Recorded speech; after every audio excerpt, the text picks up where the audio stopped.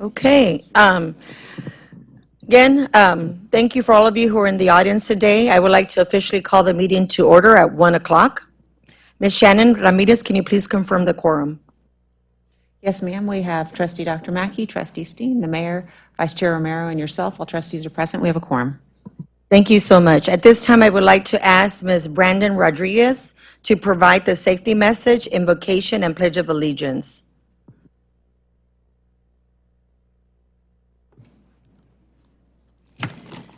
I will review the evacuation procedures so that we are prepared to be safe in the event of an emergency. If you hear the fire alarm, follow the instructions announced through the PA system. If asked to evacuate, use the glass door to the exit outside and verbally alert others. We'll move to the main parking lot in front of the building or the AT&T parking lot at the McCullough-Brooklyn bridges. Our security team will be watching and will notify the appropriate emergency services. Lastly, we'll also have employees nearby who are trained to administer first aid if needed. Safety is a top priority, and while we hope this information is never needed, we want to ensure we are prepared. Will you please stand with me for an invocation? We're thankful for this day and that you have given us, for its blessings, for its opportunities, and its challenges. Thank you for the ability to be involved in useful work and for the honor of bearing important responsibilities. We ask that you would guide our thoughts, our actions, so that we may have a successful meeting at the CPS Energy Board of Trustees. Help us to accomplish our goals while displaying your character. Help us to do good, to be honest, to serve others, and to fulfill our obligations to our community. We pray these things in your name. Amen. Now please join me in the Pledge of Allegiance. I pledge allegiance to the flag of the United States of America and to the republic for which it stands, one nation, under God, indivisible, with liberty and justice for all. Thank you.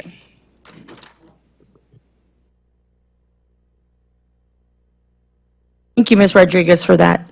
The next item on the agenda is public comment. Ms. Lily Carpenter, can you please proceed? Yes, ma'am. Public comment provides an opportunity for members of the public to share thoughts on posted agenda items for this meeting. We will invite pre-registered speakers to speak. They may only address the board on CPS Energy-related business listed on the posted agenda. Speakers should state their first and last name, the organization or group they represent, and the agenda item they will speak about. For this meeting, we have 5 in-person speakers. Each speaker will have 2 minutes to speak. Thomas, will you please cue the timer? Our first speaker is Henrietta LaGrange, followed by Arthur Rakowitz.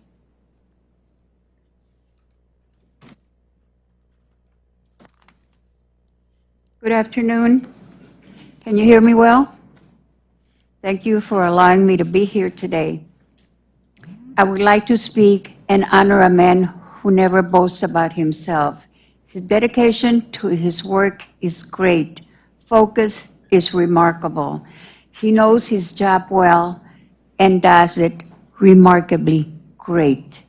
His devotion is to all his employees, those that work inside and outside. His attention to the citizen concerns are exceptional. CPS Energy would not be where it stands if it were not for Mr. Rudy Garza. The company has made a 360-degree turn for all its best.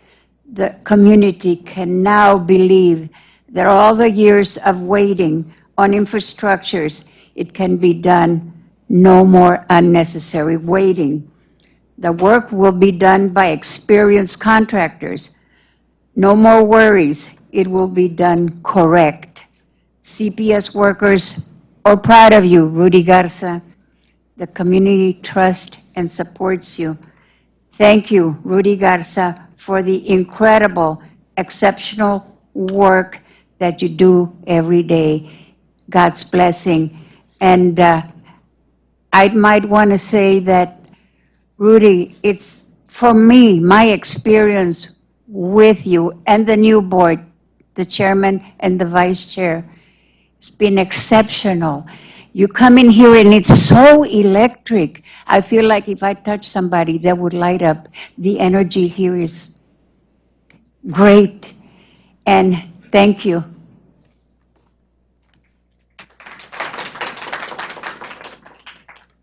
Thank you for your input. Our next speaker is Arthur Rakowitz, followed by Evan Winfrey. Good afternoon. I would first like to say this. I attest as Arthur Rakowitz having ADA prognosis, a speech impairment which at times may cause slur or difficult speech. It is not my intent to become difficult. Due to my injuries, only to communicate clearly to those as a recipient may understandably comprehend and perhaps those with any concerns which on occasion may arise. During those unusual circumstances or situational awareness is unwarranted. Those within these concerns may further endanger my personal wellness as an ADA person. I have 3 items that I would like to discuss. The first one is to ask this board for a closed executive session. There are some matters that needs to be addressed, but it needs to be addressed before the board. And I don't know if that's been something that's been presented to the board before, but I would like to make that request, if that's possible. And it doesn't have to be made today, but if we can, may it be presented. My last thing is, Mr. Garza, I found this book. I wanted to present it a few months ago, but I didn't. It is something that I think between yourself and Mayor Nuremberg and the rest of the board, for somebody to view this book and share it, because it does have a purpose, because it's a railroad system. I personally believe that we should be on the rail. And it's a nostalgia. It's an old book. It's got an embossed, leather binder. But I would like to present this to you to view it and share it among the boards, that maybe by doing so, we can get a rail system established in San Antonio like Dallas. If I don't know if y'all have a. I'll make sure have any further comment? Thank you.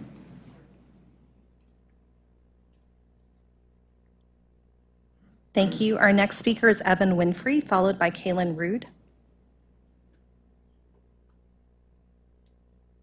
Our next speaker is Kaylin Rude, followed by Alan Montemayor.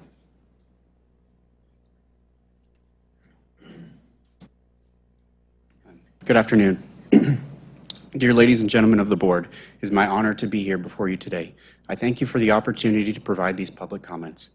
Being a proud citizen of San Antonio gives me a sense of ownership in CPS. So as a shareholder as well as a ratepayer, I felt it necessary to raise my concerns regarding its current state of affairs with the board. And furthermore, since CPS is a city-owned entity, I am also compelled by a civic duty to ensure that the feedback of the community is reaching the appropriate levels. In hopes to bring action, spark conversation, reveal another perspective, or in the very least, inspire another citizen to find their voice and get involved. I'm speaking out today because there are several troubling areas of the business that have not gotten public attention they deserve, nor do I feel that they have been elevated to the board with a corresponding sense of urgency that I will now address. Recent years of poor economics and bad decisions has opened CPS to a future going concern risk. I had previously provided a general outline with my submission that relates to the topics I'd like to hit in the next 2 minutes. And if you're asking what my credentials are and how did I arrive at my conclusions with certainty enough to air them here today, I will assuage you that I'm not an insider, a lobbyist, a deal broker, or a crackpot. Yea, I am just a layman with a dozen years in the energy industry and a gift to make acute observations, sift out the kernels of truth, arrange the abstract, and overlay as a key to preemptively reveal a potential corporate raider's Mad Lib's motives. And I hate to break it to you guys this way and in this setting, but you're a target. You're a target because you're aimless. You're a target because you're not planning for growth. You're a target because you're weak. You're a target because you think you're not a target. You're a target because you have something they want. You're a target because you favored climate over customers. You're a target because you recommended unproven technologies over recognized stalwarts. You're a target because you chose a volatile, variable cost fuel versus finance-friendly fixed cost options. It makes me sad to think that all the promise, toils, and goodwill of the last 163 years are at stake but never mentioned. As the nation's largest municipally owned utility, we have a huge responsibility to our customers to keep the lights on. And just personally, from being a member of, a citizen of San Antonio, I'm tired of us losing our jobs, of someone coming in here and taking the best of what San Antonio has created and take it somewhere else. And so I speak from my heart that I want San Antonio, that I want CPS Energy to be a going concern going forwards. Thank you very much. Thank you.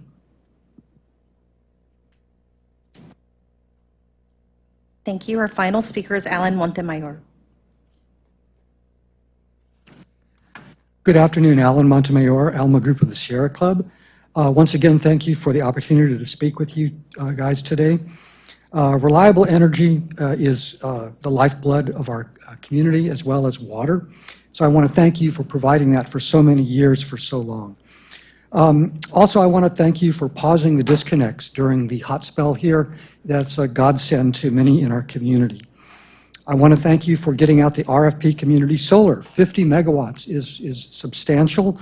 I think that's going to help a lot. And I want to thank you for the many community outreach programs that you have, including helping people pay for their bills. I also want to make you aware of a report that came out recently from the University of Texas entitled The Future of Geothermal in Texas, The Coming Century of Growth and Prosperity in the Lone Star State. I have transmitted this report to Angela Rodriguez, and I hope it will be an asset for you guys as you move forward and look at alternative energy sources. You're proposing a 5.5% increase in the base rate. This is really going to hurt those who can least afford it. I understand the reason for it. I'm not saying don't do it. I'm just saying we have to be very cognizant of that as we move forward. The energy burden on many people in San Antonio is very high. As an experiment, I rode the bus down here today. It was only 98 when I did it, but it felt like 103 in the sun. If you want to get a sample of this, try driving home today with the air conditioner off and the windows down, and you'll see what the other people are getting. I want to bring your attention to the death of Albert Garcia. Many of you may know him. He's an unhomed person who died recently. He lost limbs in the Uri event, and he died of heat-related illness here recently. This heat will affect tourism. It will affect the construction industry, the hospitality industry, and many other things. I just got back from 3 months in Big Bend National Park. We had 5 deaths from heat-related illness out there. That's coming to San Antonio. It's going to get worse, and it's going to get untenable for construction, and people have to work outside. I'm going to wrap this up very quickly. Unprecedented heat equals unprecedented demand. We need to double down on demand response, okay? The way to get out of this hole is to reduce the demand first, then look at, and we can do this by using time of use rates to incentivize to incentivize demand reduction. We can accelerate the community solar program, which is going to take a long time to get into place, but will help. We can incentivize EVs. We can take care of those who cannot afford power to cool. And lastly, we can kill coal in a quick manner. I know that sounds like it's just the opposite of what I've just been speaking.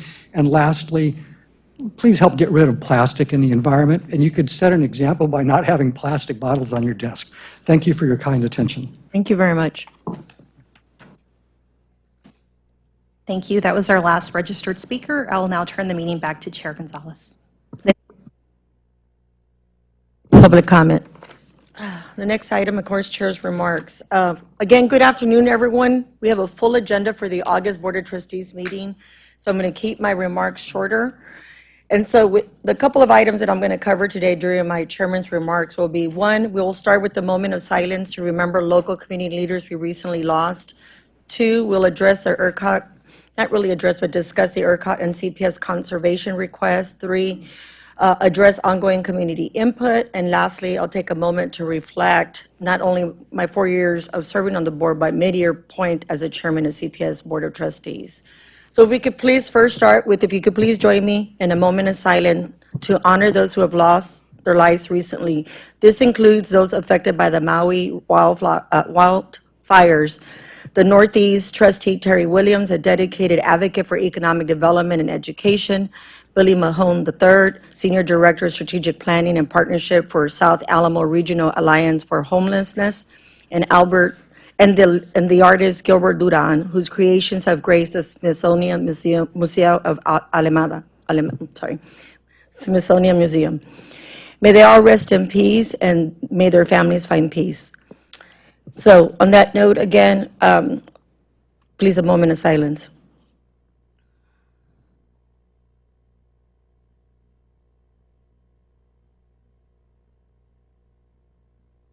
Thank you. ERCOT continues to issue voluntary conservation along with CPS Energy, asking Texans to voluntarily reduce electricity use. It's safe to do so due to extreme temperatures, continued high demand, and unexpected loss of thermal generation. I want to thank our community partners, the City of San Antonio, Bexar County, and SAWS for their effective collaboration and responsive to customers. The citizens, industry, and commercial clients for volunteering. You've done an amazing job in our time of need. Please keep it up. You have made a difference in our city and for the state of Texas. I want to remind you of the CPS emergency preparation and safety tips located on our corporate website. We are prepared, and we want you to be prepared and safe. There is a strong connection between community and CPS Energy, and this is crucial. And this is crucial for fostering equitable and sustainable decisions that enhance local well-being. Community engagement is vital for individuals. CPS Energy uniting us in the pursuit of collaborative and thriving city. The Board of Trustees acknowledge the value of ongoing feedback from CPS Energy customers regarding the utility rate framework and cost recovery methods through rates. By being consistently grasping customer concerns and interests, we ensure a resolution on community input is on the agenda for today's discussion and vote. As I reflect of what it is to serve as a volunteer for the past 4 years and my midpoint review as chairman of the board, I want to start by saying that serving the community with our esteemed mayor and the CPS Board of Trustees has been a truly humbling experience. Every individual I've had the privilege to collaborate with in CPS Energy community reflects the excellence of our organization and industry. Participating in the evolution of CPS Energy, even in a modest capacity, has been fulfilling and awe-inspiring. I extend my thanks to all of you who have entrusted me with the responsibility of representing our community in CPS Energy. In my tenure, I started as a freshman and was immediately spearheading the first, thanks to Mr. Steen, the first Technology and Resiliency Committee. Then it was spearheading the initiative and establishment of RAC. And then it was spearheading the third-party evaluations of the organization. Then it was spearheading the transition of leadership and the identification of our permanent CEO. And then it was just navigating COVID and post-pandemic. And now it is to be your chairman, and we continue to work together. I have to tell you, those 4 months have gone really, really, really fast. And I couldn't have done it without the positive experience that have made it all possible for the collective efforts of with my fellow trustees. Their unwavering dedication to advancing CPS Energy's success as a robust organization that unites our community to address shared passions and challenges is truly admirable. I want to express my gratitude to all of you in the audience and citizens, and eagerly anticipate the ongoing collaboration to uphold CPS Energy's 2027 vision plan. I want to thank you. I also want to thank my husband and my 7-year-old, who I think once you become a member here, it's a little harder to be a full-time mom and a full-time executive. But I want to thank sincerely the board support. Ms. Carpenter and Lily, thank you very much for working with me on my crazy schedule as an executive, and also just supporting me in this role. Without you, I couldn't do this. And again, thank you, CPS family, on that note. So again, those conclude my chairman's remark. Does the board have any questions or comments before we move on to item number 5, Community Input Working Group? Well, thank you very much. So we have item number 5, and it's Community Input Working Group. Then we'll discuss the resolution, and then the Rate Advisory Committee feedback and recognition by Dr. Francis Romero. So item number 5, community input group. Strong connections between the community and CPS are crucial. Again, I want to state that fostering equitable and sustainable decisions that enhance local well-being are important.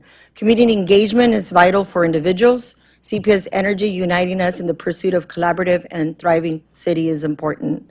This Board of Trustees acknowledges the value of ongoing feedback from CPS customers regarding utility rate framework and cost recovery methods through rates. By consistently grasping customer concerns and interests, we ensure a resolution on community input is on the agenda for today's discussion and vote.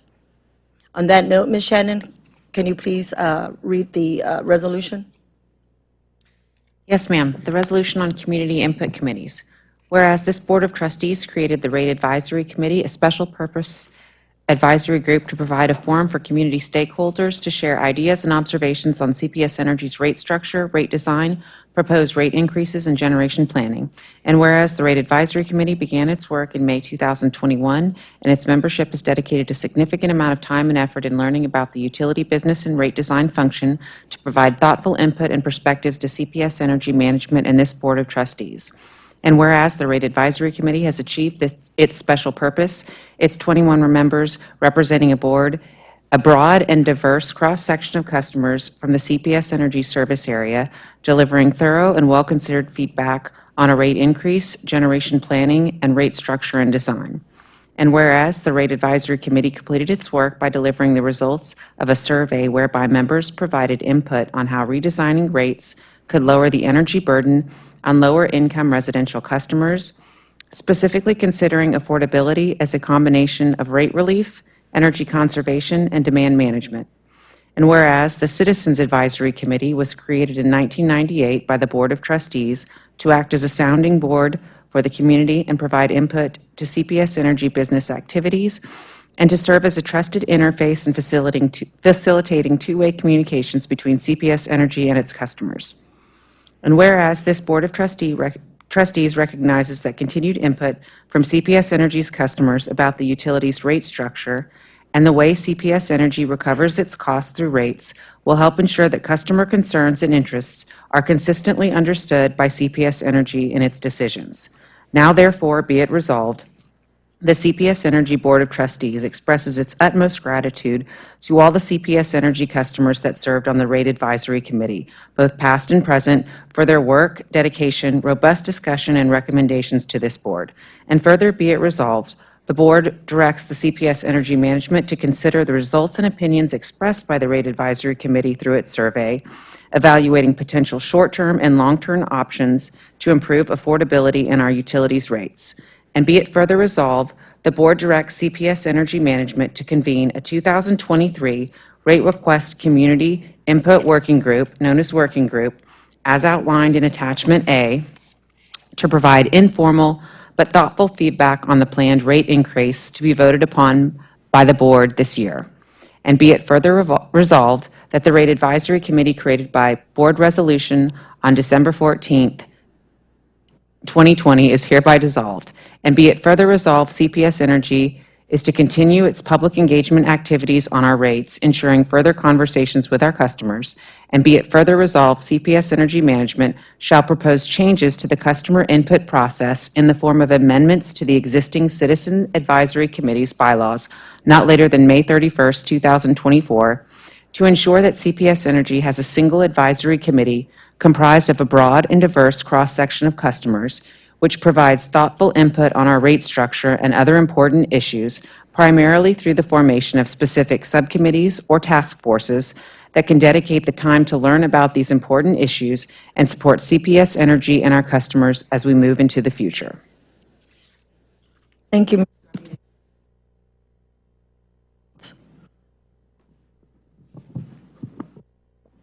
Are we going to have further presentations, or? No, just comments.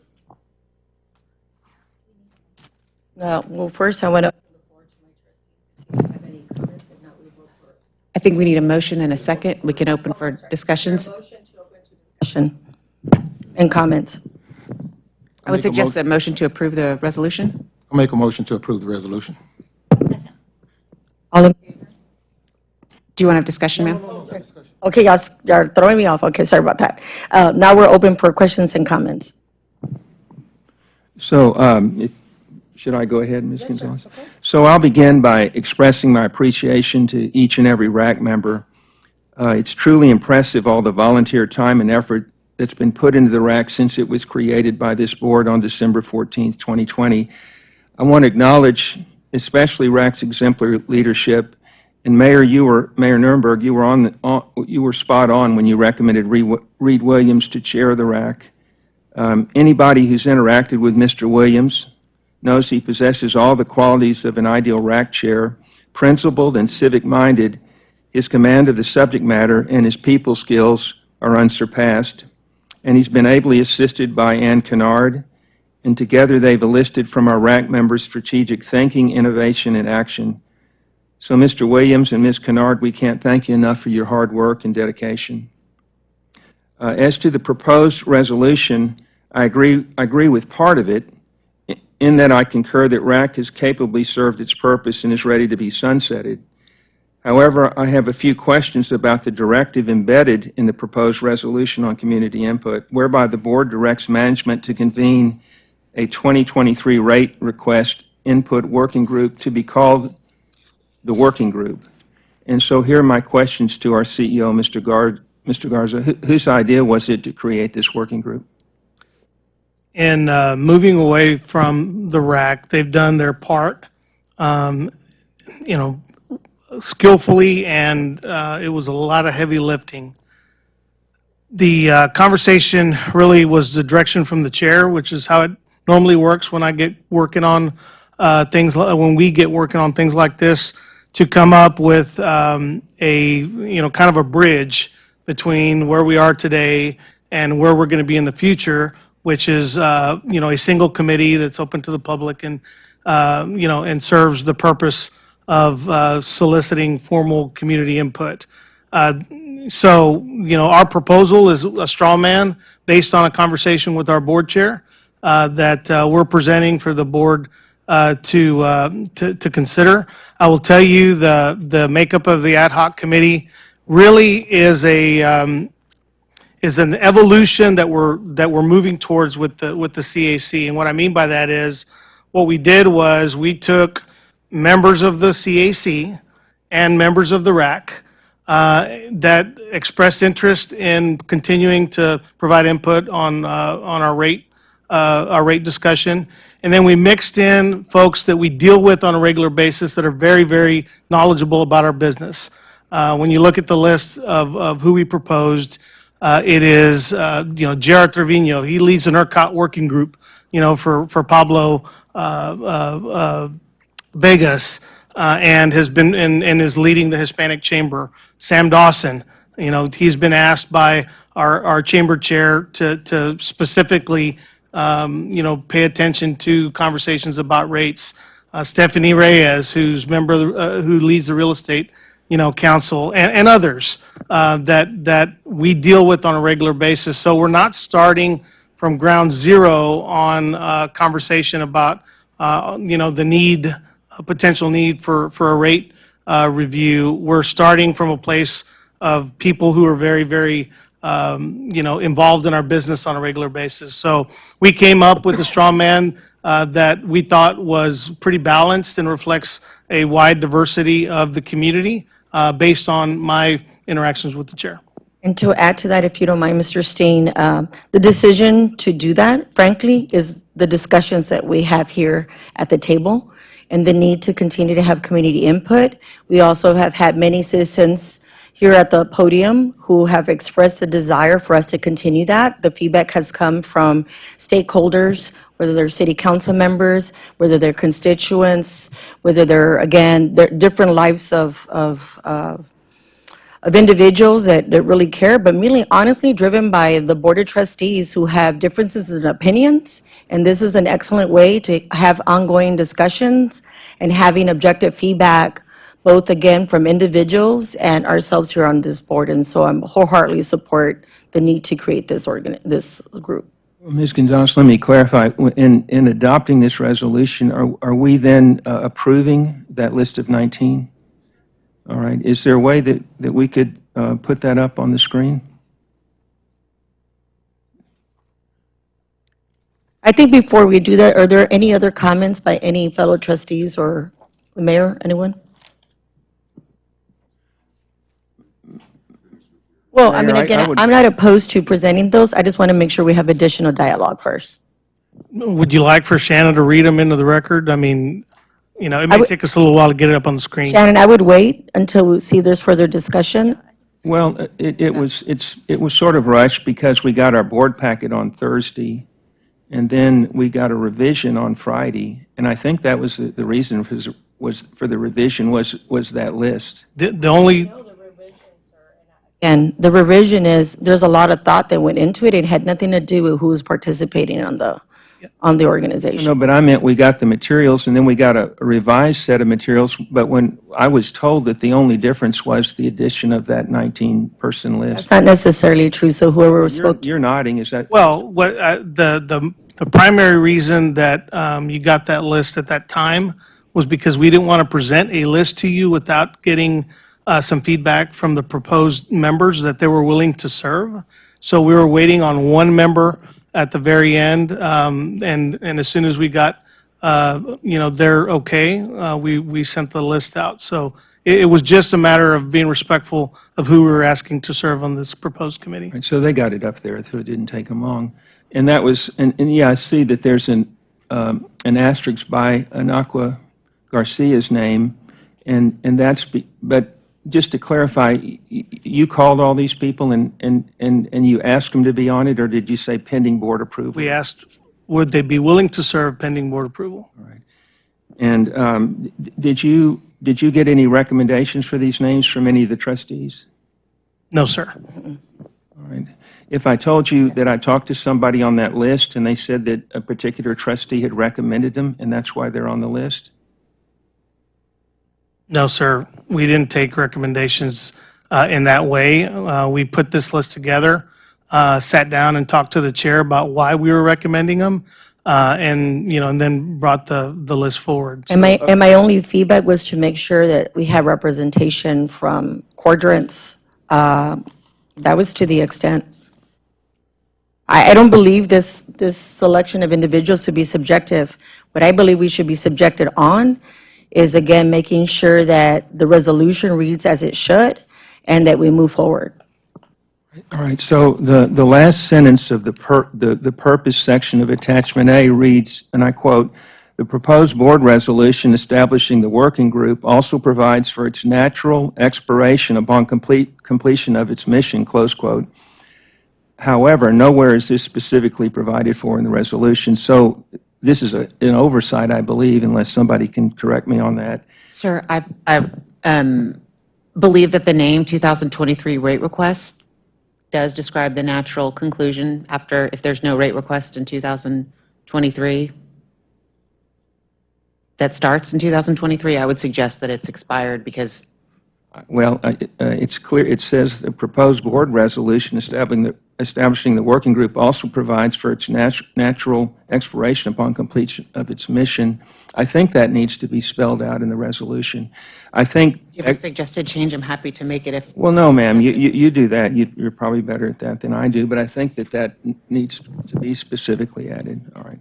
And then my overall question is this: how does it make sense to abolish the RAC, all of whose members have read through reams of material and sat through hours and hours of meetings over a 2-year period to develop expertise, only to turn around and stand up another group or committee to perform a similar function?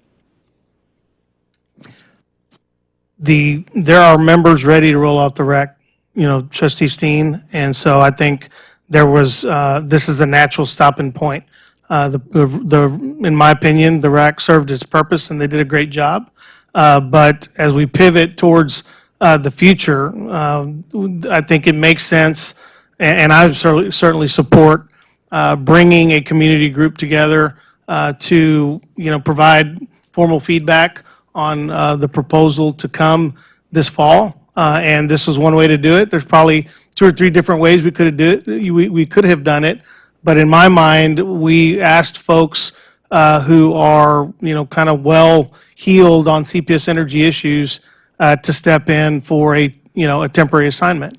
And again, it reflects kind of a shared vision between what the chair asked us to put together and what we thought made sense. So I support this, and go ahead, Jenna. And the only thing I'm sorry, the only thing I wanted to add, if I'm not mistaken, Mr. Steen, there was a real concern before we approved the original, the first time when we all voted on RAC, that it would remain advisement, and it would have an expiration. And so that was taken into consideration. No, I just wanted to make sure I think it was omitted from the resolution, but if we add it, that's fine. Just a couple more things, Mayor. I support RAC's dissolution, but insofar as the proposed resolution includes a directive to stand up yet another committee or working group, I can't go along with it. So if that's how you choose to package these two separate actions, I'll vote no on the resolution. And though I have little hope I'll get a second, as an alternative, I could move that we bifurcate the resolution so that we're voting separately on the RAC's dissolution and the creation of the working group, which includes approving a list of 19 members. Can you restate that again, Mr. Steen? Well, I can put in form, if we amend, Can you make it clear? I'm sorry, it's because you're not Yes, ma'am. speaking into your mic loud enough. oh, I'm sorry. If we amend the resolution in two ways. One is to go ahead and state in there that that it has a natural expiration upon completion of its mission. And secondly, if we could bifurcate, in other words, rather than have one motion, we have two, then I could vote for the motion to dissolve RAC and vote against the other motion. Okay, thank you. Trustee, Mayor, I'm sorry. Okay, go ahead, Mayor. You go first. Okay, well, first, again, yeah, thank you very much to the members of the RAC. I think this was a longer and harder process than anyone anticipated when we got started, but I do want to recognize that it was a significant paradigm change from how we had done things in the past, specifically as it relates to having a group of representative members of the community pour over CPS's business model, as well as its rate structure. Again, rate structure being different from the rates themselves, and how that is impacted by and impacts our customers, as well as the portfolio of power generation that we have. Those two things are enormous and take a lot of time and effort for people to understand them and grasp them enough to advise changes.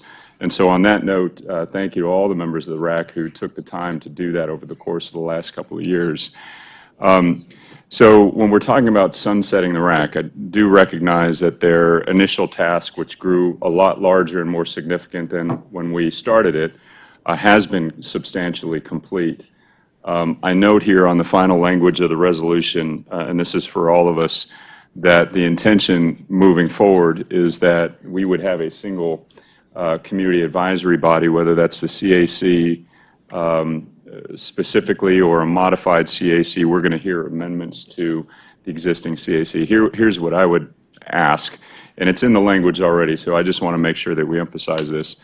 The existing CAC does not have domain over the things that were discussed by the RAC, and I want to make sure that as we move forward with the new committee, that it is very clear that the field of discussion for the new committee is going to be inclusive of rate structure, power generation, the broad swath of the business organization that is so impactful to everyday residents of San Antonio. Mayor, just to put your mind at ease and punctuate that point, as we kind of recast the community input committee process, right now the CAC, for instance, is meeting on a monthly basis. It's probably a bit much. What we have at least have as our intention would be to maybe move those regular meetings to quarterly and then make it assignment based on top of that. So quarterly, we give them updates on things that we have going on. And then as the board comes forward with any topic they'd want to kick over for formal input, that would be the committee that does that work. So it's going to be truly kind of a melding of where the CAC is today and where the RAC has been. And so for me, that's important on two two fronts. One is that when we adopted the, I forget the number, P2 or P9? Which? P2. P2. Yes, sir.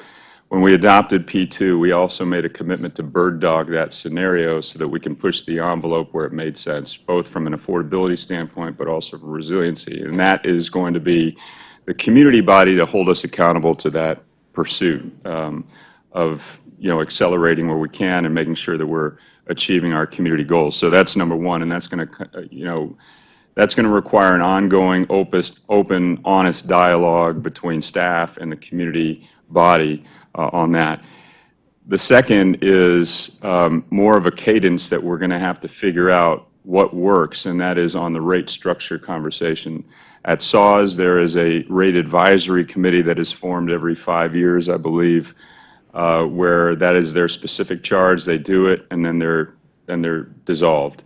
If that's going to be the body where those discussions take place, I'd like to figure out what that cadence can be for the community so we can begin that dialogue. I don't think it would make sense if it happened as often as it does at SAWS for a lot of reasons, but whether that's once every 10 years or whatever, just making it clear that there's going to be a cadence at which we're going to relook at rate structure to have a broad community conversation on a regular recurring basis, whatever that is.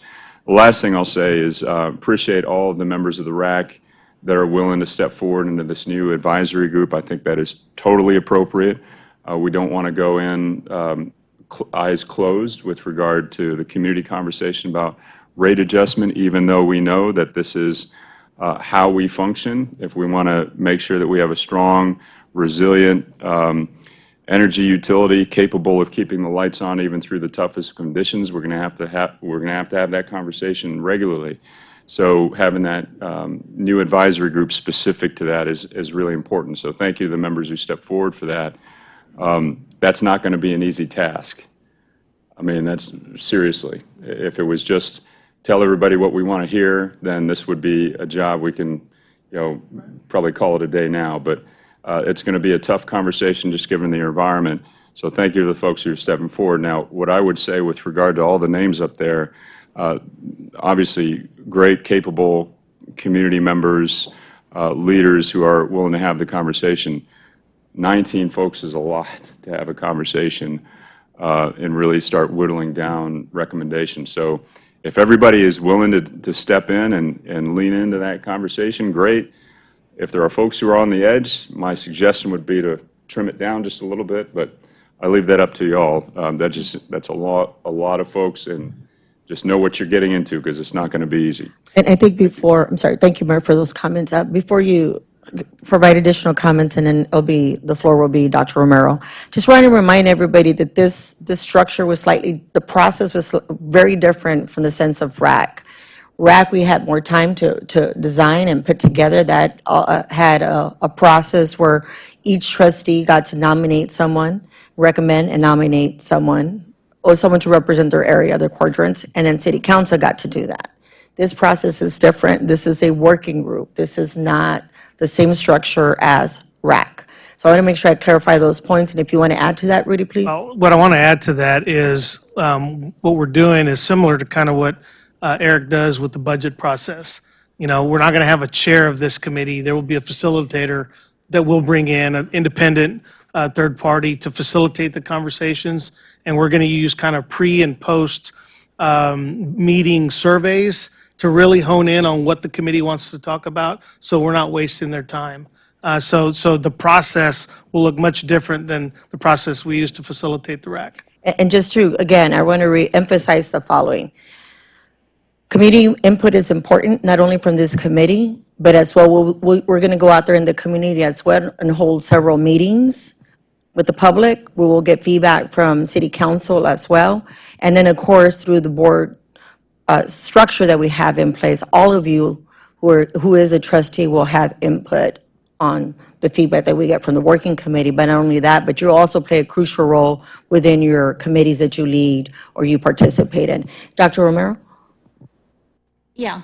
I agree with what's in the resolution. I also agree with Trustee Steen that this seems a little bit rushed to me.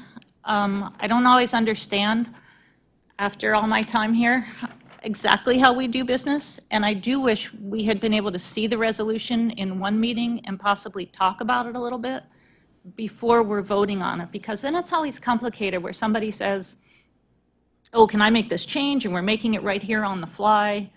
If we could have talked about it and then staff comes back the next month making any possible changes that we might want, it's a lot easier. I didn't get these names. This is the first time I've ever seen these names. And that's okay. I'm not saying like I demand to have seen these names, but I get a paper packet and it wasn't in here. So that just leads me to think this was a little bit rushed. I had asked that these not be put on the screen right now until we could all talk, and then all of a sudden they're on the screen. I agree. Well, we were about to vote on them, so we needed to put them up. No, I know. But- People to see. But again, I want to continue to let Dr. Romero express her. But point taken, yeah. It just, I don't understand why this needed to be in this situation where today, all of a sudden, we're voting on this. People that have already been told that they're appointed to this working group. I understand it's a working group. I understand how it's different from RAC. I don't think we need to be defensive about this. I understand where we're moving. I understand what it's all about. I get it, and I support it. But I also think this was a little bit rushed, and it concerns me a little bit. That's it. Oh, one other thing. Sure. It would have been nice, too. And I know we don't need to move into the model where we get to appoint people and that just totally slow things down, but a little bio, I don't know who half these people are, and that's fine. It's not like I'm saying if I know who you are, I won't support you being on this, and it's fine that I don't have a choice, but something, if we knew what quadrant they lived in, anything. I think we needed a little more information, and I think we needed it a little bit sooner on this one. So, Dr. Romero, it interests me because I felt like I was the only one that was left out. But we got the board packet on a Thursday, and you get yours printed out, so do I. And then they said we're sending out a revised one on Friday. And so I asked, I said, what's being revised? You know, because I said, that's a lot to go, you know. And they said, what was done was the addition of that list of 19 people. That's the only thing that was sent out on Friday, you know, in a big packet like that. Just So, the difference. can I add And we are deviating from a process we've had where we have trustee input on who goes on a working group like this. And so we're being left out of the process. Floor to Dr. Trustee Mackey. First of all, I concur. I did not know about the resolution or the committee members, but that's not my job to know about that. We hire a CEO to take care of that business, and I'm going to listen to our CEO, and I'm going to support that. That decision is being made today. We talked about community input. He's providing that. We talked about stakeholders, transparency. Board been talking about this for a year since I've been on this board about meetings and concerns about the community involvement. So I'm fine with it. I'm not going to change. I made a motion. Got a second. I'm looking forward to voting on it. And again, as your board chair, take all your feedback with the utmost respect. The agenda is provided to you. On more than one occasion, I've expressed through email, through written communication, formal written communication, how any questions you may have, any concerns you may have can be addressed by our only employee, which is Rudy Garza, our CEO, or through Shanna, who oversees communications and, again, guidance to all the trustees here. If on Thursday you had questions, you could have called me. I could have made sure they were answered. I have not received any calls. On the contrary, I keep emphasizing the need to communicate, to work together. I reach out. There was no feedback, for example, on the mid-year review for the CEO. It's been on the agenda. We've discussed it in private. So I don't know what else I can do to express how open I have been and continue to be to work with all of you on this diocese. It is up to you. Again, I'm here. I'm available. And I, again, trust our CEO to make those decisions.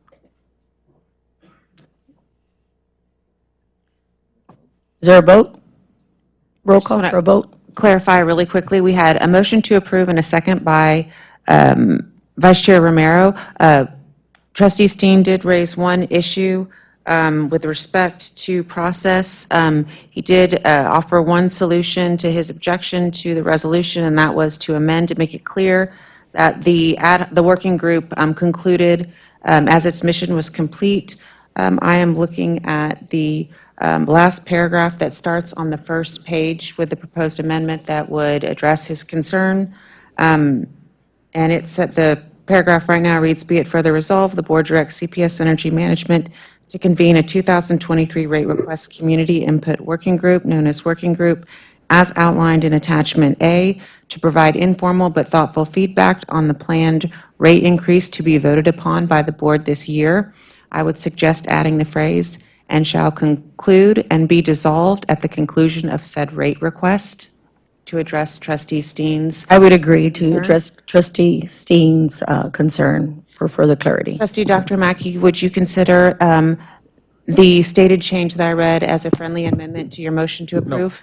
Okay. Is there a second on Trustee Steen's motion to amend the resolution as I read? Can you read it again, please? I'm sorry. Yes, ma'am. Right now, it reads, "Be it further resolved, the board Where directs..." you at on that? I'm sorry, I am on page 1 of the resolution. The last paragraph at the bottom reads, "Be it further resolved, the board directs CPS Energy Management to convene a 2023 rate request community input working group, known as Working Group, as outlined in Attachment A, to provide informal but thoughtful feedback on the planned rate increase to be voted upon by the board this year." I suggested adding the language, "and shall conclude and be dissolved at the conclusion of said rate request." And Dr. Romero, this is not my idea. I'm taking that language from something that we were provided where it was talking about the purpose of this working group.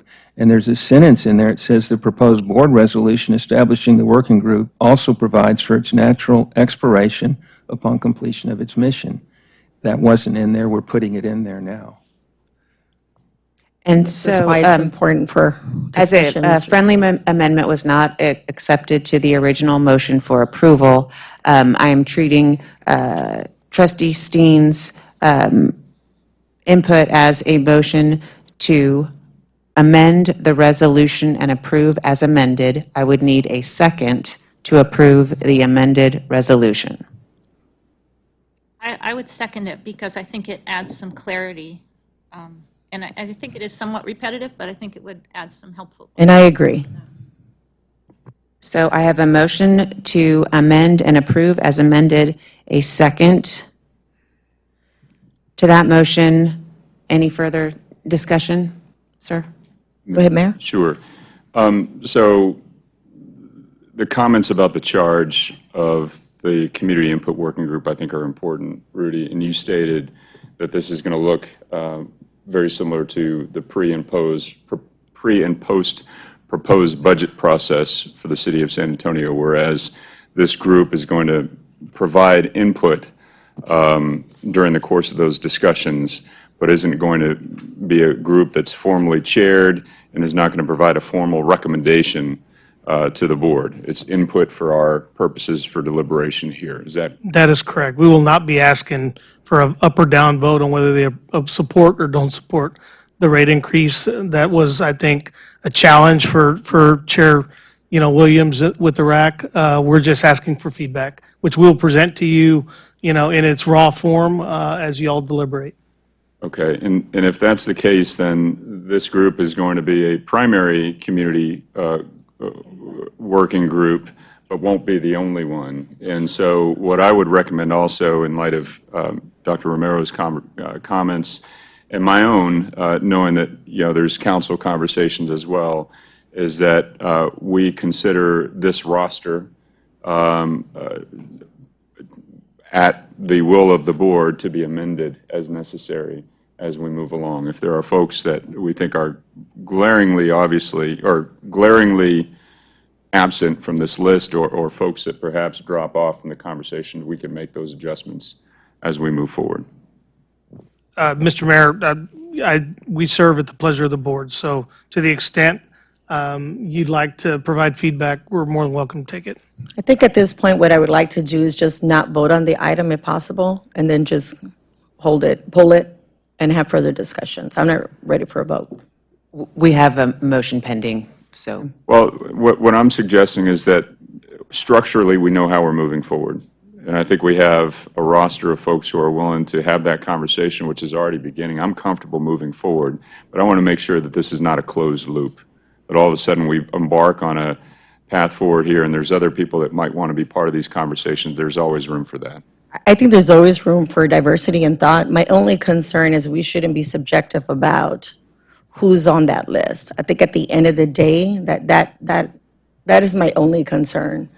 It seems like we're making a big deal. If I didn't get the list, we got this list, I didn't get enough. I mean, to me, public input, we're getting public input from so many different sources, and our CEO just stated the whole purpose of how we're gonna execute this. And I just don't want to get hung up on names. What I want is to make sure that we have a process, a democratic process, where all citizens have feedback at the table, and not just make it about the 19 individuals that are on this list. I don't want it to be a revolving open door. I want to emphasize the need to execute, be out there in the community, work with our council, work with our trustees. That's my only point.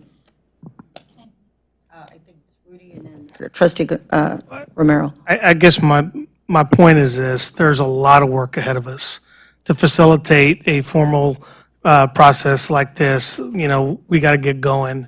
And so, Dr. Romero, I mean, your sense of feeling rushed, I think that's fair, but we have to start somewhere, and this was a starting point because the conversation with the community has been glaringly weak in past, processes that we're trying to continue to be committed to. But there's a lot of work given, the conversations the board has to have about our rate needs, the conversations that the council has to have with our rate needs. So we're just trying to get going in a time frame that allows us the runway we need to be successful. So you're not, I acknowledge your perspective, I do. We're just trying to get going. There's a lot of work to do. I just want to go back to what Dr. Mackey said. I agree. I mean, I agree with the resolution. I agree with you being able to put together a working group. I really wish we had not put the list up here because we're not voting on these people. No. We're voting on the resolution. Couldn't agree with you more. Whatever you want to do is fine. I'm just not going to sit in a public meeting where it's been said that we all saw the list when I didn't see the list. For whatever reason, I don't know what it is, the list was not in my packet. I just want people to be clear on that. But I think we need to take this list off the screen and focus on the resolution, and I'm comfortable with it. It's separate from the working group membership. So then I would be comfortable with it. I just wanted to be clear. So Dr. Romero. Mr. Steen, Yeah, real so- quick, Mr. Steen, you don't have the floor yet. Again, these are the points that I've been stating from the beginning. This list shouldn't have been on the board, but again, out of respect for Mr. Steen, we already are programmed to provide him all the information that he needs to minimize, again, the perception that we're not working with him and that we're not being transparent. But this is a prime example when we don't want to follow who's in charge of what keeps happening, and then we make trustees feel uncomfortable. We are collectively working together. There is a process, Mr. Steen. Ms. Gonzalez. Before you speak, is there any other comments outside of that? So I can conclude with Mr. Steen speaking on the matter. Mr. Steen, please. You just contradicted yourself because you just said earlier that we were approving the list. And now, Dr. Romero, maybe I heard it just like you did. They said we were approving the list. And now they're saying. You're approving the resolution. You're approving the resolution, You did say and these earlier are, we were approving the list, and that's the reason if we're going to approve a list, we ought to put it up where people could see it. The list wasn't a, I mean, that's what you said, yeah. To be clear, this is a resolution. This is the I told her to read the resolution when I first started. I didn't say read the resolution and also read the list. Yes, this is an attachment. This is the resolution. Your vote is to approve the resolution.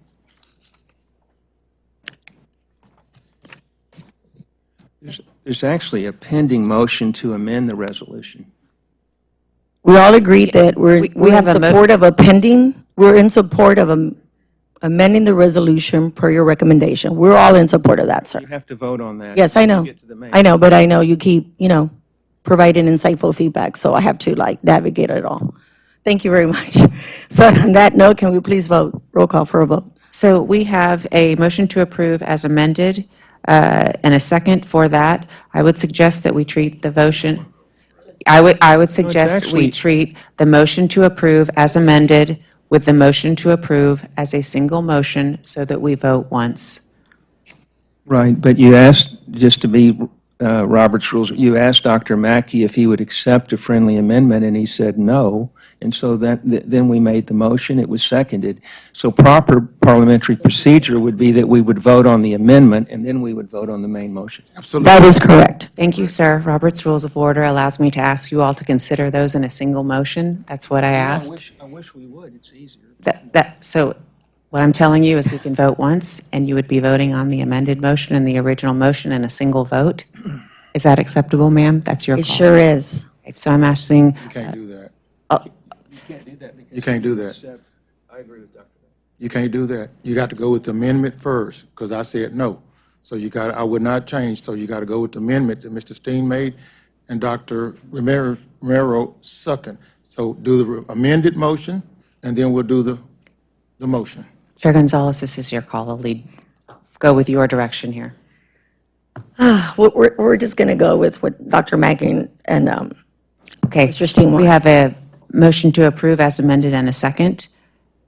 No, we're actually voting on the amendment. We're voting on the amendment first, and then after we vote on the amendment, then we vote on the proposed resolution. Yes. I would argue that's what I just said, but I would invite your votes. Is there a motion? Dr. Mackey, how do you vote on the amendment? Pardon me? How do you vote on the amendment? No.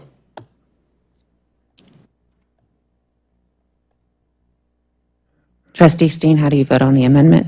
I vote yes. Mayor, how do you vote on the amendment? Yes. Vice Chair, how do you vote on the amendment? Yes. Yes. The amendment is approved. The second vote is on the motion to approve the resolution itself as amended. Trustee Dr. Mackey? Yes. Trustee Steen? Well, just a point of order. I had thrown out an amendment to bifurcate these resolutions. That's too complicated, but I'm going to go on record as voting against. It's yes or There's no vote. conversation. We're on vote. Vote. There's no conversation, Mr. Steen. We've already had all the dialogue. Correct. This is about a vote now. All right, well, then I vote no, and I just respectfully request that my reasons for voting no are reflected in the minute. Please make sure they're reflected. Thank you, Mr. Steen.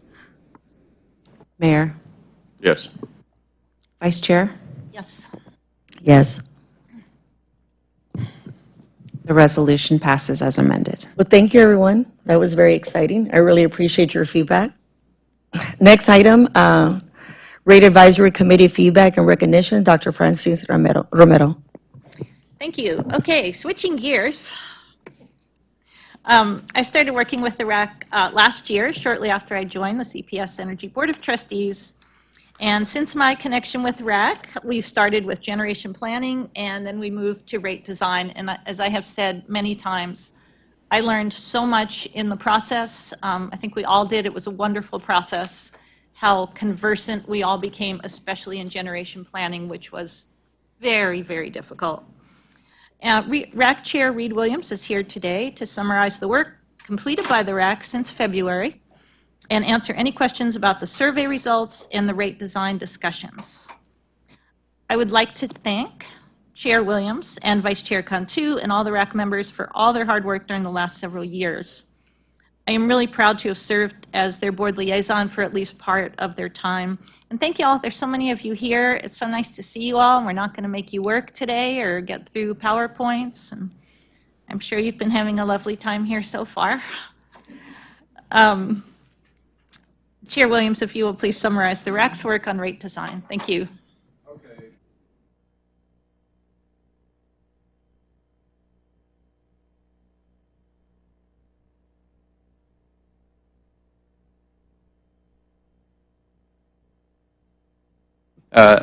should get the right to have their name called at least.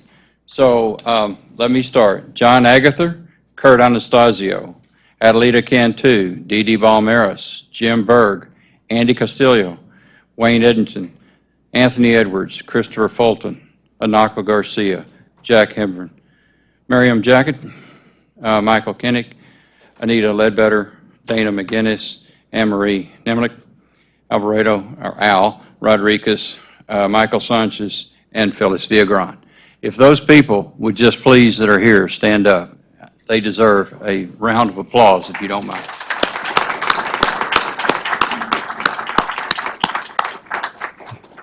The ones that were here and the ones that are not here did an amazing thing.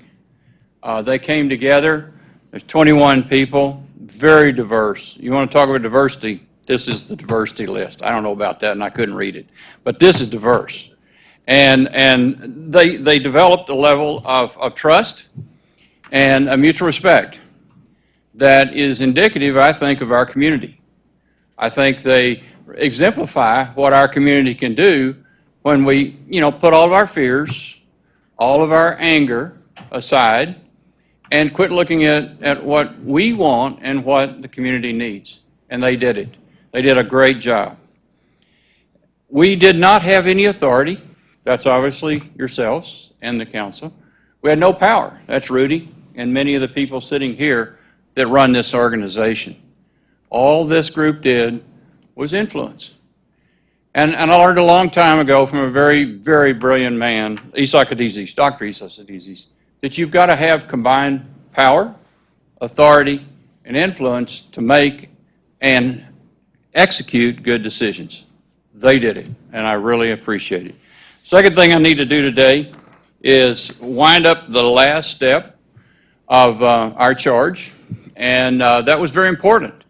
While it took a while to birth the RAC, maybe over a year, there was a lot of thought given to it, and we were given 4 charges. And I would encourage you that if you create new organizations, you give them very specific charges so that we don't take up so much staff time. It's expensive, okay? I mean, I got to really thank some of the folks here that did a wonderful job helping us. Kathy Garcia and Ann Kennard. I mean, without them, it wouldn't happen. Without, and without now Chair Janie Gonzalez and Dr. Romero, we wouldn't have gotten through it. So it took a lot of effort and it took a lot of time. I don't even want to add up the cost, okay? But in the end, I think it was worth it. And the fourth thing we had to do is talk about rate design. Now, there's been a lot of folks talk about rate design like it's a magic bullet. All we do is just change the design of the rate and everything's fine. Nobody pays anything, and then the people that can, they do, and the people that don't, they can. It's not right. You are not a for-profit organization. You're a cost organization. You just add the costs up, then run the costs through the allocation by the class of customers, and then at the third step, you talk about rate design. How are you going to do the bill? Okay? That's really where the community input needs to be. And on this third step, again, rate design has got a final cost. Now, we very quickly as a group, when we got to this one, and let me tell you, this was harder than the rate case, this was harder than STEP, and this was a lot harder than power generation, okay? Because of the concept that people had that we had a magic bullet here, and that we could just allow certain people to have what we call rate relief, and it would all go away. But it won't, because where does the rate relief stop? Everybody wants rate relief, okay? So we had to recognize that we had this affordability triangle. And that was rate relief, energy conservation, and demand management. Energy conservation is a STEP program. Demand management is coming with our new, is really going to be coming with our new software package. So let's talk about those 3 pieces, because Dr. Romero asked me to talk about it. Y'all did get the survey, but I think I can do it a lot easier than reading that survey. First, on rate relief. The Texas Public Utility Code does allow you to charge someone in a class, i.e. residential, less than others. The theory behind that, according to what the lawyers have told me, is that relief for some people in the class helps the other class because you don't have to collect bad debt, you don't have as much time consumption with setting up the service and keeping the service. But at some point, when that rate relief to certain people in a class starts not being a benefit to the others, there is a repercussion. Okay? There is a repercussion that is outside of the control of this authoritative body and the city council. And I would just say we have to be careful that we don't step over that line. And that is Chapter 33, Subchapter D. Okay? Y'all going to look it up. But if people feel like that the rate relief is too much and it's not benefiting, it just takes 10,000 folks that don't vote for the city council to sign a petition. And there's about 65 days to do that. You don't want that because then our rates go to the PUC. So I would just keep in mind that we've got to look at all classes and we've got to look at all customers. And we can do more rate relief.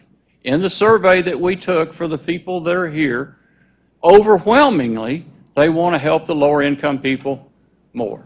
In fact, the biggest vote was to provide $65 million in the next rate case for rate relief.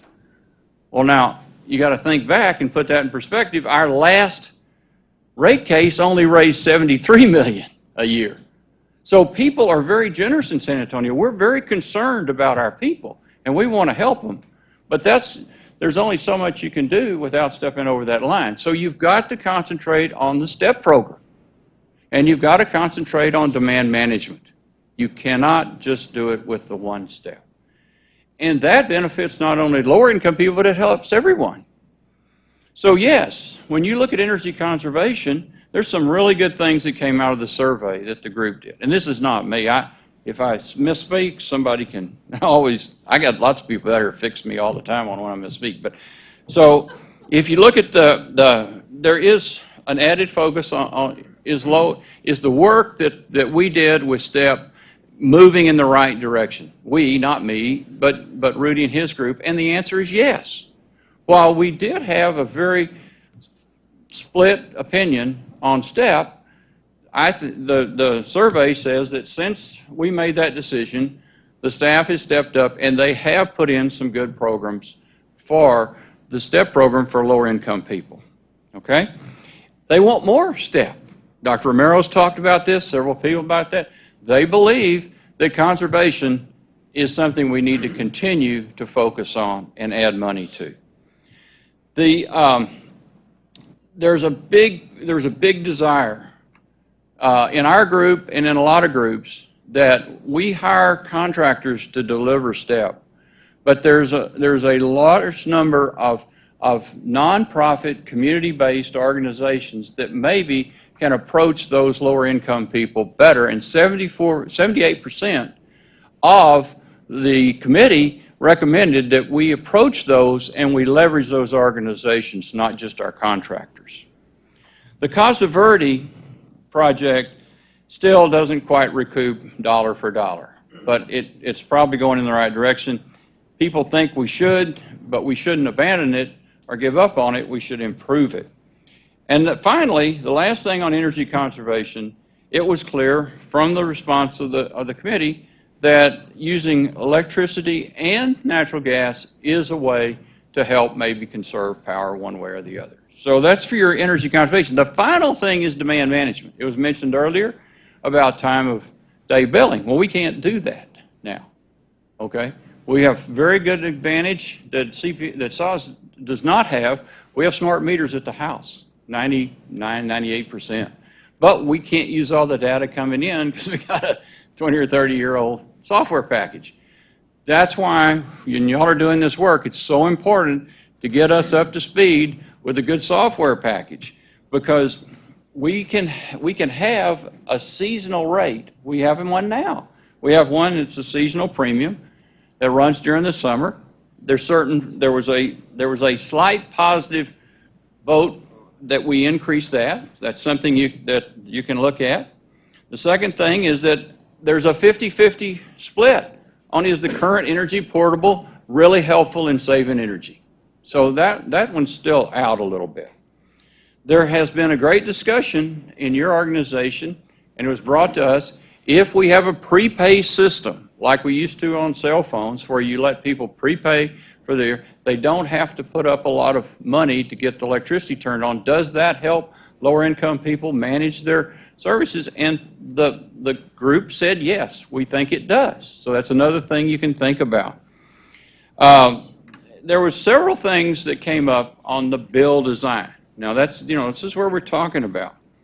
And it's saying, do we want to shift some of the variable expenses out of the fuel adjustment and into the rate? So that's maybe something you can think about so that the council sees more of those variable expenses. Right now, we have increased variable expenses, and there's two items that run through there, such as the STEP program, that might be better identified as a separate line item. So there was a strong yes for a pilot program, volunteer pilot program, to see if, when we can't yet, but when we can, there was a strong yes to say, do we have a pilot program with low-income people to see if time of day billing helps them? Our committee was really kind of off and on about that because they're saying, I'm not sure that they are there and have the ability or the opportunity to manage that.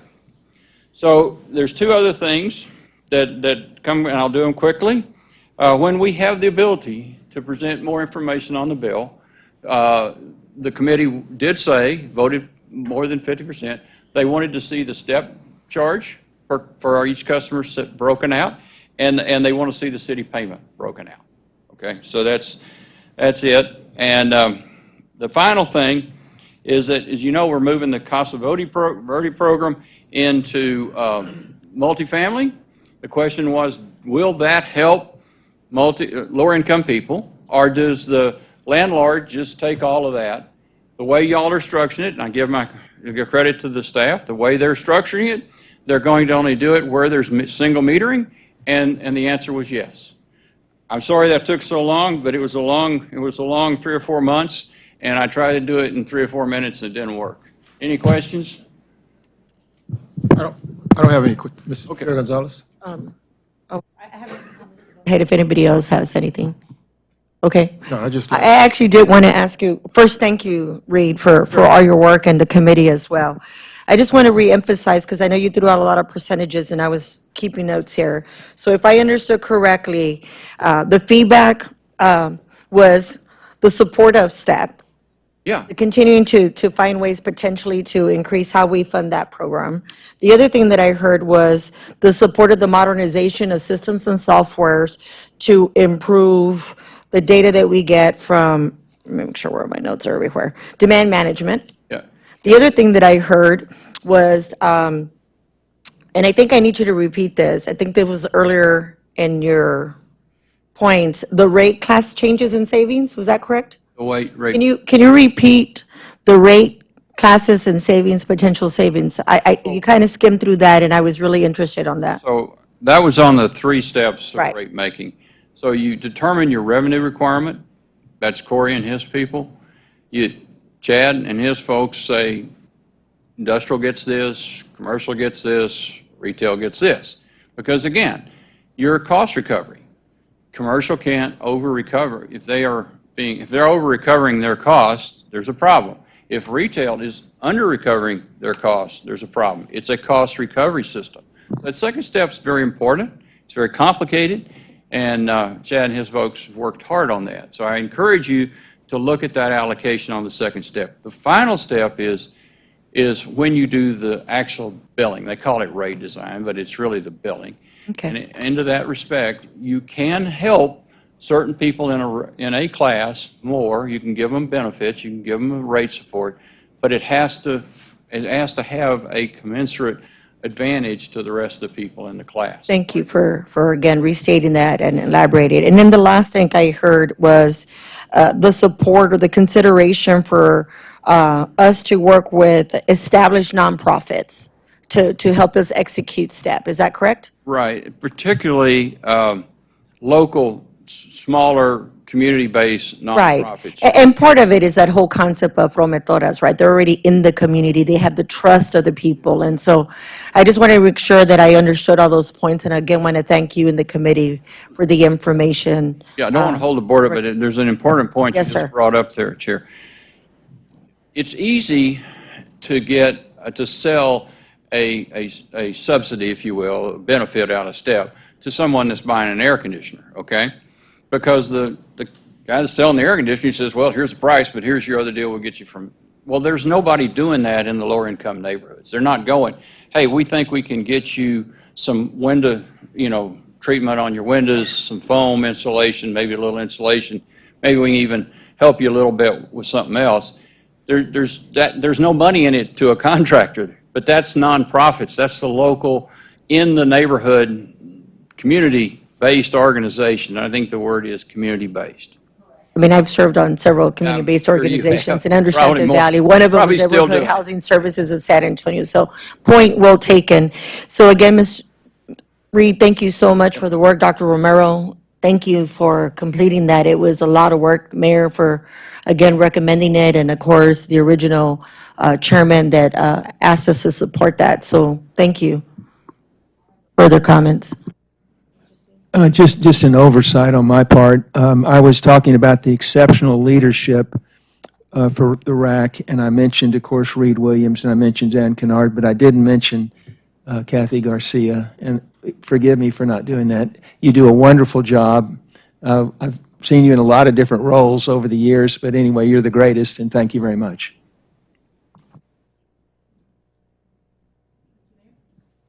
Just one last time to thank you, Reed, for just terrific work and leadership, and the whole committee really putting in the time and the effort. I wish we could figure out how to encapsulate your 4-minute conversation there, because I think that understanding of what goes into a bill would be tremendously helpful, not only for the residents of San Antonio, but also for, frankly, our state legislature. Sure, it's 210-488-3322. Just call my cell phone.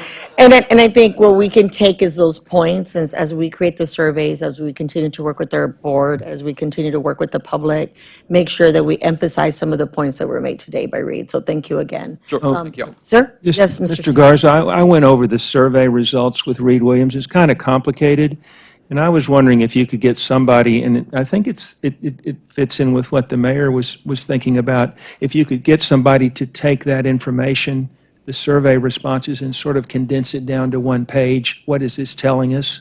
That would be very helpful to us. Yes, sir. We can work on that. Again, if we can take a moment to, if we can, take a picture with all the RAC members, I believe. Come on down. Can I also ask, we had a lot of staff members who spent a ton of time with the RAC. Can we get the staff also, Of course, please? sorry about that. We're just so focused And- on our citizens that participated. Not that we don't love our employees here at CPS and put all the time and energy, but. Yeah, yes, right here.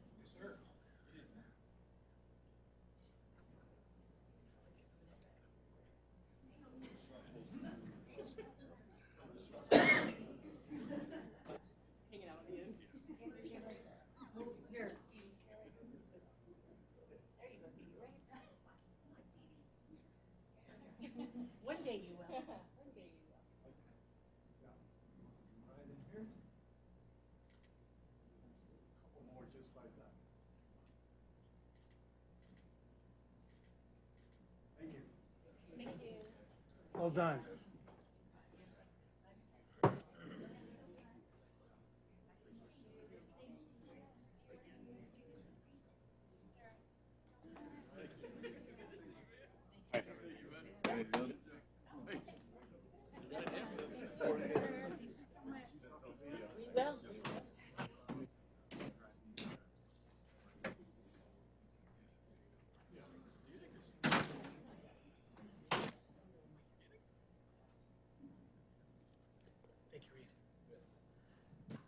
Okay, we're going to move to item number 6, convene to executive session. A, consultation concerning competitive matters, section 551086, and attorney-client matters, section 551071. And then B, consultation concerning competitive matters, section 551086, confidential information under Texas Homeland Security Act, section 418-183. Ms. Ramirez, can you please take us into executive session? At this time, this board is going to recess into an executive session to discuss the matters that have been duly posted under several provisions of Chapter 551 of the Texas Government Code, and as outlined by our chair, under those specific provisions. At the conclusion of the executive session, the board will reconvene in open session and continue its meeting. It is 2:25 p.m. as we go to executive session.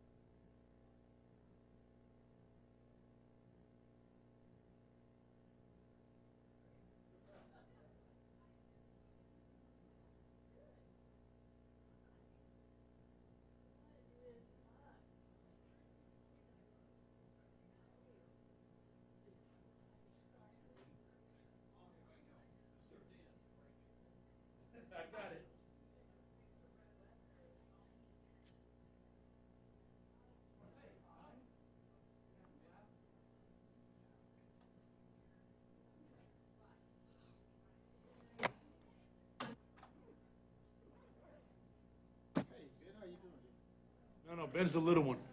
Huh? Ben's the little one.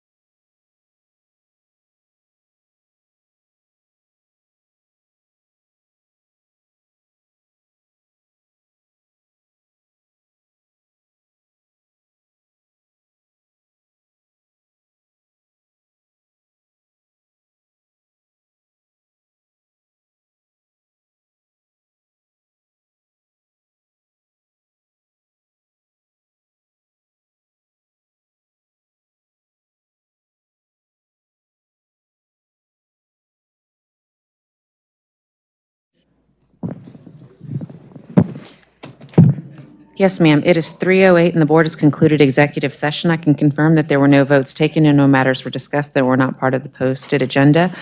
We do have a quorum. All members are present. Excuse me, we're resuming our meeting. Can we get a little bit of, thank you, sorry. Ms. Ramirez, can you please repeat that again? Yes, ma'am. It is 3:08 PM and the board has concluded executive session. I can confirm that there were no votes taken and no matters were discussed that were not part of the posted agenda. We do have a quorum and all members are present. Thank you very much. We will now move to agenda item number 7, consent agenda items. And that is approval of the consent items are the following. A, minutes of the regular board meeting held on 7/31/2023.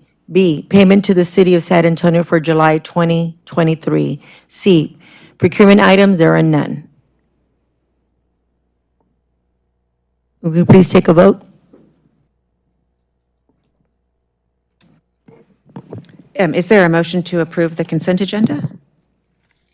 I move to approve the consent agenda. Second. Any discussion? Hearing none, I'll roll call. Trustee Dr. Mackey? Aye. Trustee Steen? Mayor? Vice Chair Romero? Aye. Chair? Aye. Motion is unanimously approved. Thank you.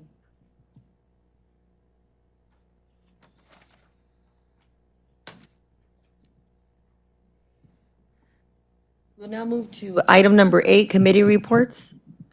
A, Audit and Finance Committee, A&F meeting held on 7/2023. B, Employee Benefits Oversight, EBOC meeting held on 7/2023. C, Personnel Committee meeting held on 8/16/2023. In lieu of reading the committee reports out loud, the following reports are available in your board book for your review. Again, they are as follows. Audit and Finance Committee meeting held on July the 20th. Employee Benefits Oversight Committee meetings held on July the 20th. Personnel Committee meetings held on July the 16th, 2023. Does the board have any questions or comments? Thank you. We will now move to agenda item number 9, 2024 second quarter performance update.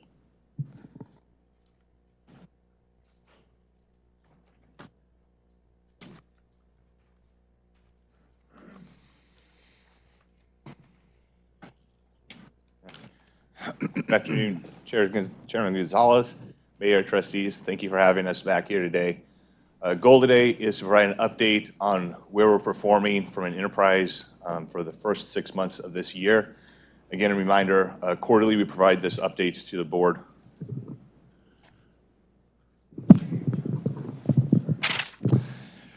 Quarterly, we provide this in a presentation form to the board, but you do get this information monthly in an email communication to the board. Next slide.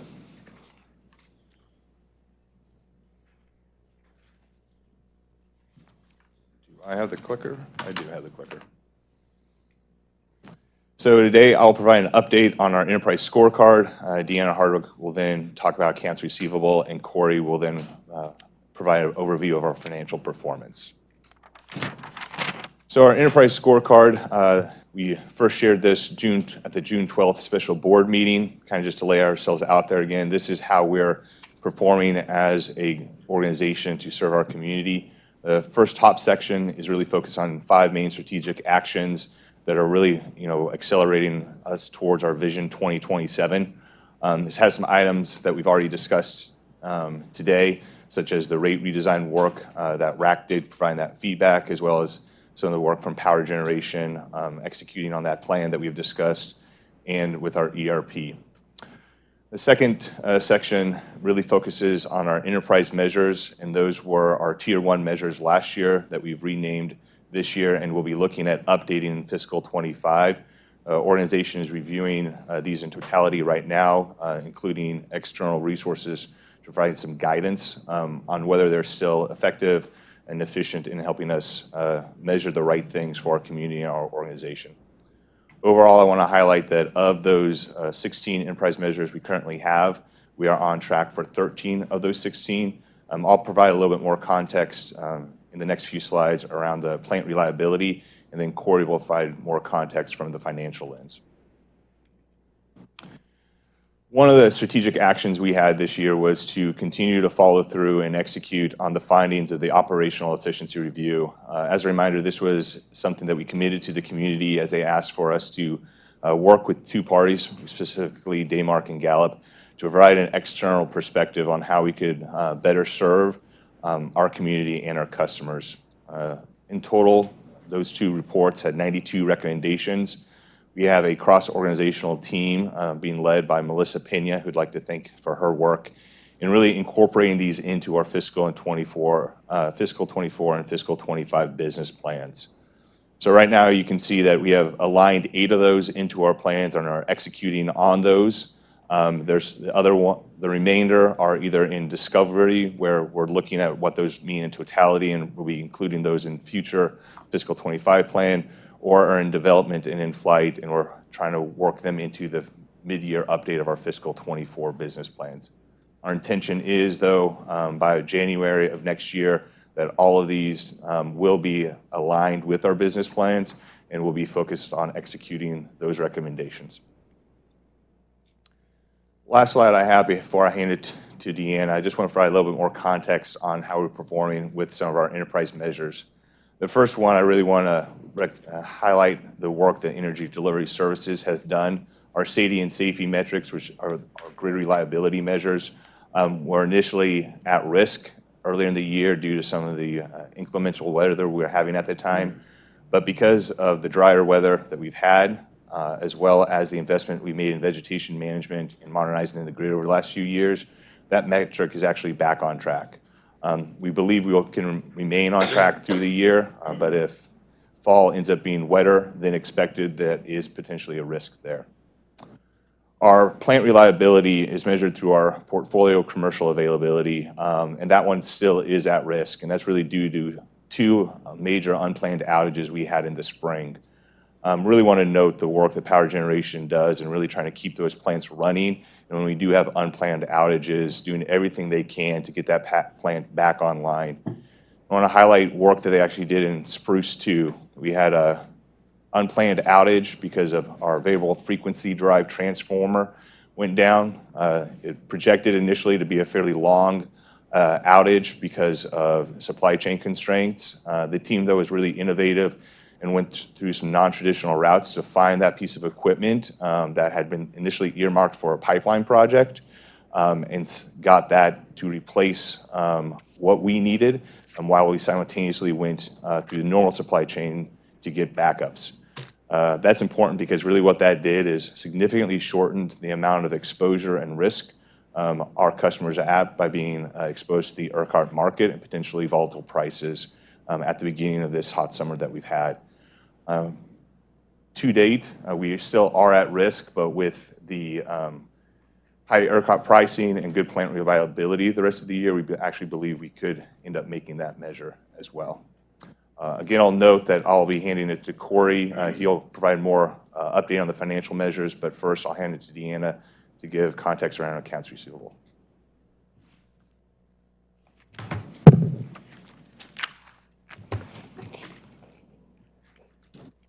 Thank you, Board.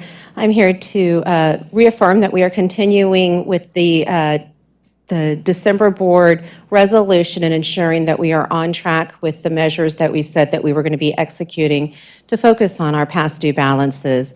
I'm happy to report that our past due balances do continue to see a downward trend.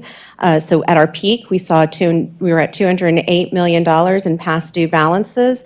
As of the end of Q2, we finished July at $172 million. That's $36 million reduction, or a 20% decrease. And that's continuing to make a difference with our community, despite the fact that because of our terms and conditions and focusing on the community safety with the heat that we've seen, we have not been able to really do any account disconnections over the summer. But what we have done is increased our direct outreach to those customers that are subject to disconnection, and we are seeing a positive response from those customers. And part of that is that we have $83 million of our past due balances that are enrolled in our some type of installment plan. And on those installment plans, we're seeing a 60% success rate. And what that means is the average balance that we're seeing our customers from $962 is actually gone down to $880. And 84% of our accounts are active. 80% of our active accounts are current. So we've continued to do everything that we can to keep our customers in a good condition or a better condition this summer coming out of the heat with the higher bills that they're experiencing. On top of that, we've continued to work with community partners and want to thank the city, the county, as well as Public Citizen and Southwest Workers Union. Because of them and other community agencies that we work with, we've been able to connect our customers with $13 million in utility assistance so far, and that's just through the end of July. Just over the last 2 weeks, the county had an additional $3 million that we worked with them, and if you happened to drive by on Thursday or Friday of last week, you would have seen that we had customers around the corner here at our headquarters. We're taking in applications, trying to get those customers connected with as much assistance as possible. That was a combination of phone calls, emails, media outreach, as well as we were knocking on the customer doors saying, come see us, we can help you, and inviting them to our fair here at the headquarters. As we said in the past, it did take us 3 years to get to the condition where we saw up to $208 million past due. So it's going to take us a while to get this down back to what our normal conditions are. However, I am proud to say that over the last 10 months, we have seen such a tremendous progress of 20% reduction in our past due balances.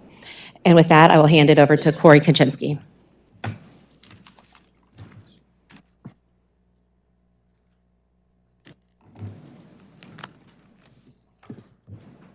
All right, thank you, Deanna. A lot of positive momentum there. Good afternoon, Chairwoman Gonzalez and trustees. So as John alluded to, I'll be giving us a walkthrough of our financial performance year to date. So we're halfway through the year here. There's really two parallel stories going on. Story number one is on the revenue side. This year we're seeing a positive lift relative to our forecasted numbers on many fronts. This was not the story last year, and on the next few slides, I'll talk a little bit more about what's driving that. The second story is really on the expense side.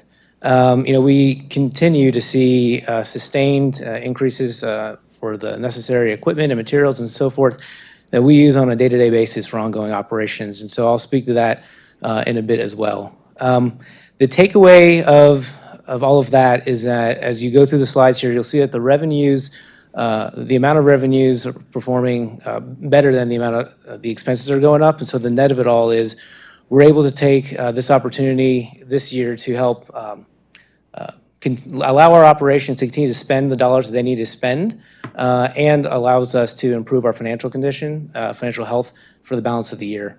Some of the things that we've revised from a forecast perspective are highlighted in that bullet, the last 5 bullets there. You'll note 2 things. We are forecasting higher O&M and capital spend for the reasons that I mentioned. We'll talk about that, but we are seeing an increase in electric sales, both from our core business and our wholesale business, and I'll speak to those as well. Probably the big thing from a customer perspective is that our fuel costs have gone down, and that translates directly to customer bills in terms of a lower monthly bill for customers. And we've talked about that all year long. I think that trend continues. So on the next slide here, there's just some examples of different items, but I think the real takeaway here is big parts and small parts of our budgets are continuing to see pressure. This year continuing, which began 2 years prior. So the takeaway here is these are things that you need for day-to-day operations: meters, transformers, reclosures, and things of that nature. What we're doing and what we anticipate that we're able to do this year is take this one-time lift in revenues, which I'll speak about in the next page, allow our teams to keep up the pace of work that they have, and fund them as we kind of bridge our way to next year in those rate case conversations. So this next slide here, it's our typical net income view. This is a year-to-date view. I'll talk a little bit about this, but I actually think the next slide is going to be more telling. But what stands out here is what I mentioned from a fuel perspective. You can see the electric fuel and regulatory costs are significantly down, and this this is a direct benefit to our customers. You can see year-to-date at the bottom there, our operation and maintenance costs slightly over budget, but as I mentioned, I think the pace of work that we're on, if we continue that trend, we'll see that go close to $15 million over by the end of the year. Let's take a look at this walkthrough. I normally don't step through this waterfall is typically in the appendix, but I think it tells a really good story, and I'm going to spend a little time here. Going left to right is where we thought we would be year to date when we started the year here, and you can see that we forecasted net income to be negative, actually. But we've seen a lot of positive lifts in different areas. The first two items there, high electric sales, lower age receivables, this is our core business. What we're really seeing is, and there's no surprise, it's been hot for a long period of time. So that is driven by usage this year. Last year it was driven, customers' bills were driven by usage and fuel costs. This is primarily going to be usage driven because of that. The lower age receivables is actually a function of our customers being more current than we would have thought on their bills, which is a really good story, and that dovetails to the positive story that Deanna mentioned as well, which is an excellent story and has a lot of good momentum. So we're seeing a lift from that. The other big thing right there in the middle for favorable market conditions, 32.4. This is a big story. It's the opposite existed last year. This is a function of market conditions, but it's also a function of the great work our power gen folks have been doing to ensure that our plants are online at the right times. And unlike last year, where we were about 50% under budget, we are over 50% of our forecast. And those items, those three items I just mentioned, are the lion's share of what's enabling us to do the things we mentioned, help fund our business on some of the increasing costs, and also improve our financial health by the end of the year, which I'll speak to. A couple other smaller things in there that are non-core business. As you can see, $10.1 million higher investment income. That's great for us. And then, the very far right, we're seeing lower interest rates relative to what we had planned from a borrowing perspective. So that's a credit again to our teams and our financial advisors and the overall financial health. So you can see it's quite a big swing from where we thought July would end to where we are today at the end of July. And the thing I will mention is it's important to recall that this is a one-time, we should view these additional funds from a one-time perspective. We can't carry forward and anticipate we'll have another gangbuster year in wholesale or anywhere else. It just happens that all the conditions landed the way they did together. So hopefully that gives a little bit of context. The other item I put in there is our flow of funds view. I mentioned this a lot because this is how our bond ordinance is set up and how the dollars flow. The item that I'll call out at the close to the very bottom is total R&R additions. You can see that our plan was to have about $132 million. We're about $50 million over that. That syncs up with the story, when our core revenues are up, so we're able to put more in the R&R account. You do see our capital at the bottom, a little bit over plan right now. Again, at the pace of work that the teams are working on, we think this will come in, over those amounts by the end of the year. So I think all in all, this is the real takeaway. These are the three big metrics that we're all used to seeing. What we've been able to do is take the benefit of the one-time revenue lifts that we spoke about, be able to cover the O&M and capital costs that we're seeing arise throughout the course of this year, and also improve our metrics relative to plan. And you can see the coverage ratio at the very top. We had thought we were going to come in at 1.62. We're revising that guidance to 1.76. And if you recall, this is a notable improvement. The other big stories are on our debt capitalization ratio. We had forecasted peaking at 62.6 this year. We're able to, we think, by the end of the year, bring that down to 61.7. And now that's positive. We're about to embark on a decade-long, investment into our generation and technology that we've talked about for a year and a half. So getting that in the best shape possible before we start is great. And we also forecast that our days cash on hand, we can hold there at 170 days. So all in all, I think the net takeaway is we're being as prudent as we possibly can with the one-time lift in revenues. We're able to fund our business and get the work done that we need to get done for our customers, improve our financial health. But this doesn't take away from the fact that We have a lot of future investment, and as Rudy talked about, and as we talked about earlier in the board meeting, there's still going to be, rate requirements that are going to be needed over the coming years. So I will pause there for any questions that John, myself, or Deanna could take. Of course, does the board have any questions or comments? Mr. Steen? Thank you, Mr. Kaczynski, Dr. Soltow, and Ms. Hardwick for your informative presentations. If someone could put up slide 2.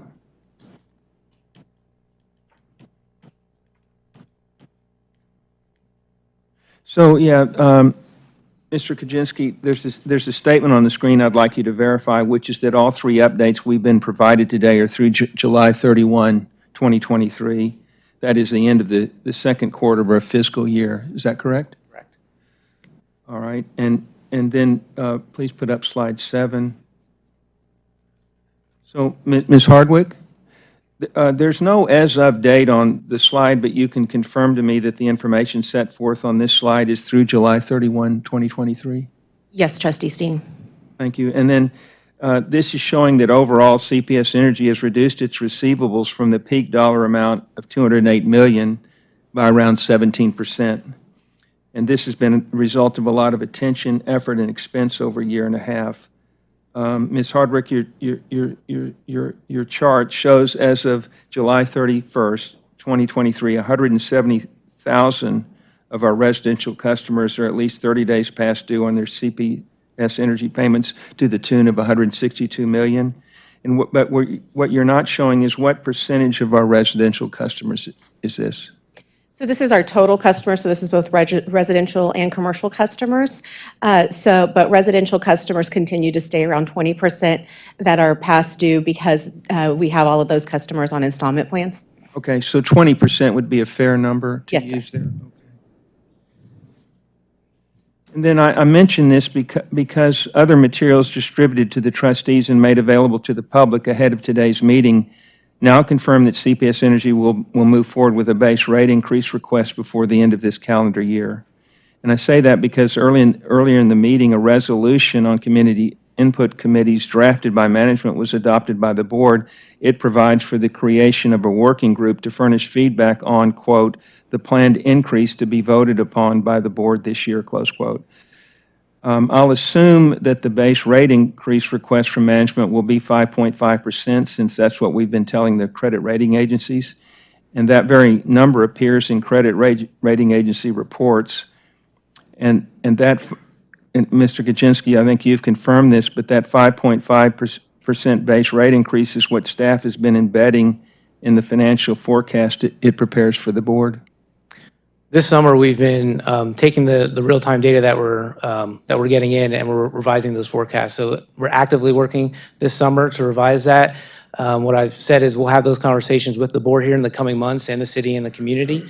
But I do think that our estimation of 5.5 about a year and a half ago was a pretty fair estimate, but we want to refine that based on the freshest data, and we're going to have those conversations coming up in the coming months with you here, the board, and city council and staff. All right, well, we're rolling toward the end of the year, and I'm going to ask you a hard question, Mr. Garza, but to say I'm disappointed in how this receivable situation has played out is an understatement, but I want to ask you with all due respect, how are you going to be able to persuade our customers and crucially convince our city council members that they should look with favor upon a 5.5% base rate increase when, as we sit here today, 187,000 or 20%, 20% of our residential customers are past due?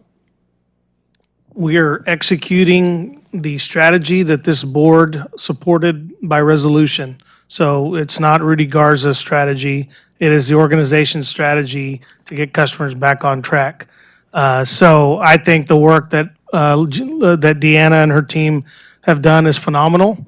We've had 60 days above 100 degrees, and even a bigger number of those days where we haven't been able to disconnect customers because of the heat. And in spite of that challenge that seems to have persisted for the last 3 years, we're whittling that number down. The number now is upwards of 23%-ish, better than it has been. So, Mr. Dean, we're going to continue to chip away at this. But I will tell you, I am not getting, I don't have policymakers beating down my door to be harsher as it relates to the installment plans that we're putting customers on. So we're going to continue to work with customers. Anything they can pay is better than them not paying at all. So I will take $1 today, that I can get, in a situation that works for their budget. So we're executing the plan that this board supported. And I think when we go have a conversation with the community about that, it will support the feedback we're getting with the community that they expect us to work with our customers. All right, thank you. Any other comments? Yeah, okay. Dr. Romero and then Dr. Mackey. This is on slide 7, Deanna. In the previous quarter, or just, if you could help contextualize for me. Yes, ma'am. The improvement in the past due accounts where the customer is enrolled in an installment plan. So more than half now. Last quarter, was it less than half? I just can't recall. I have those numbers.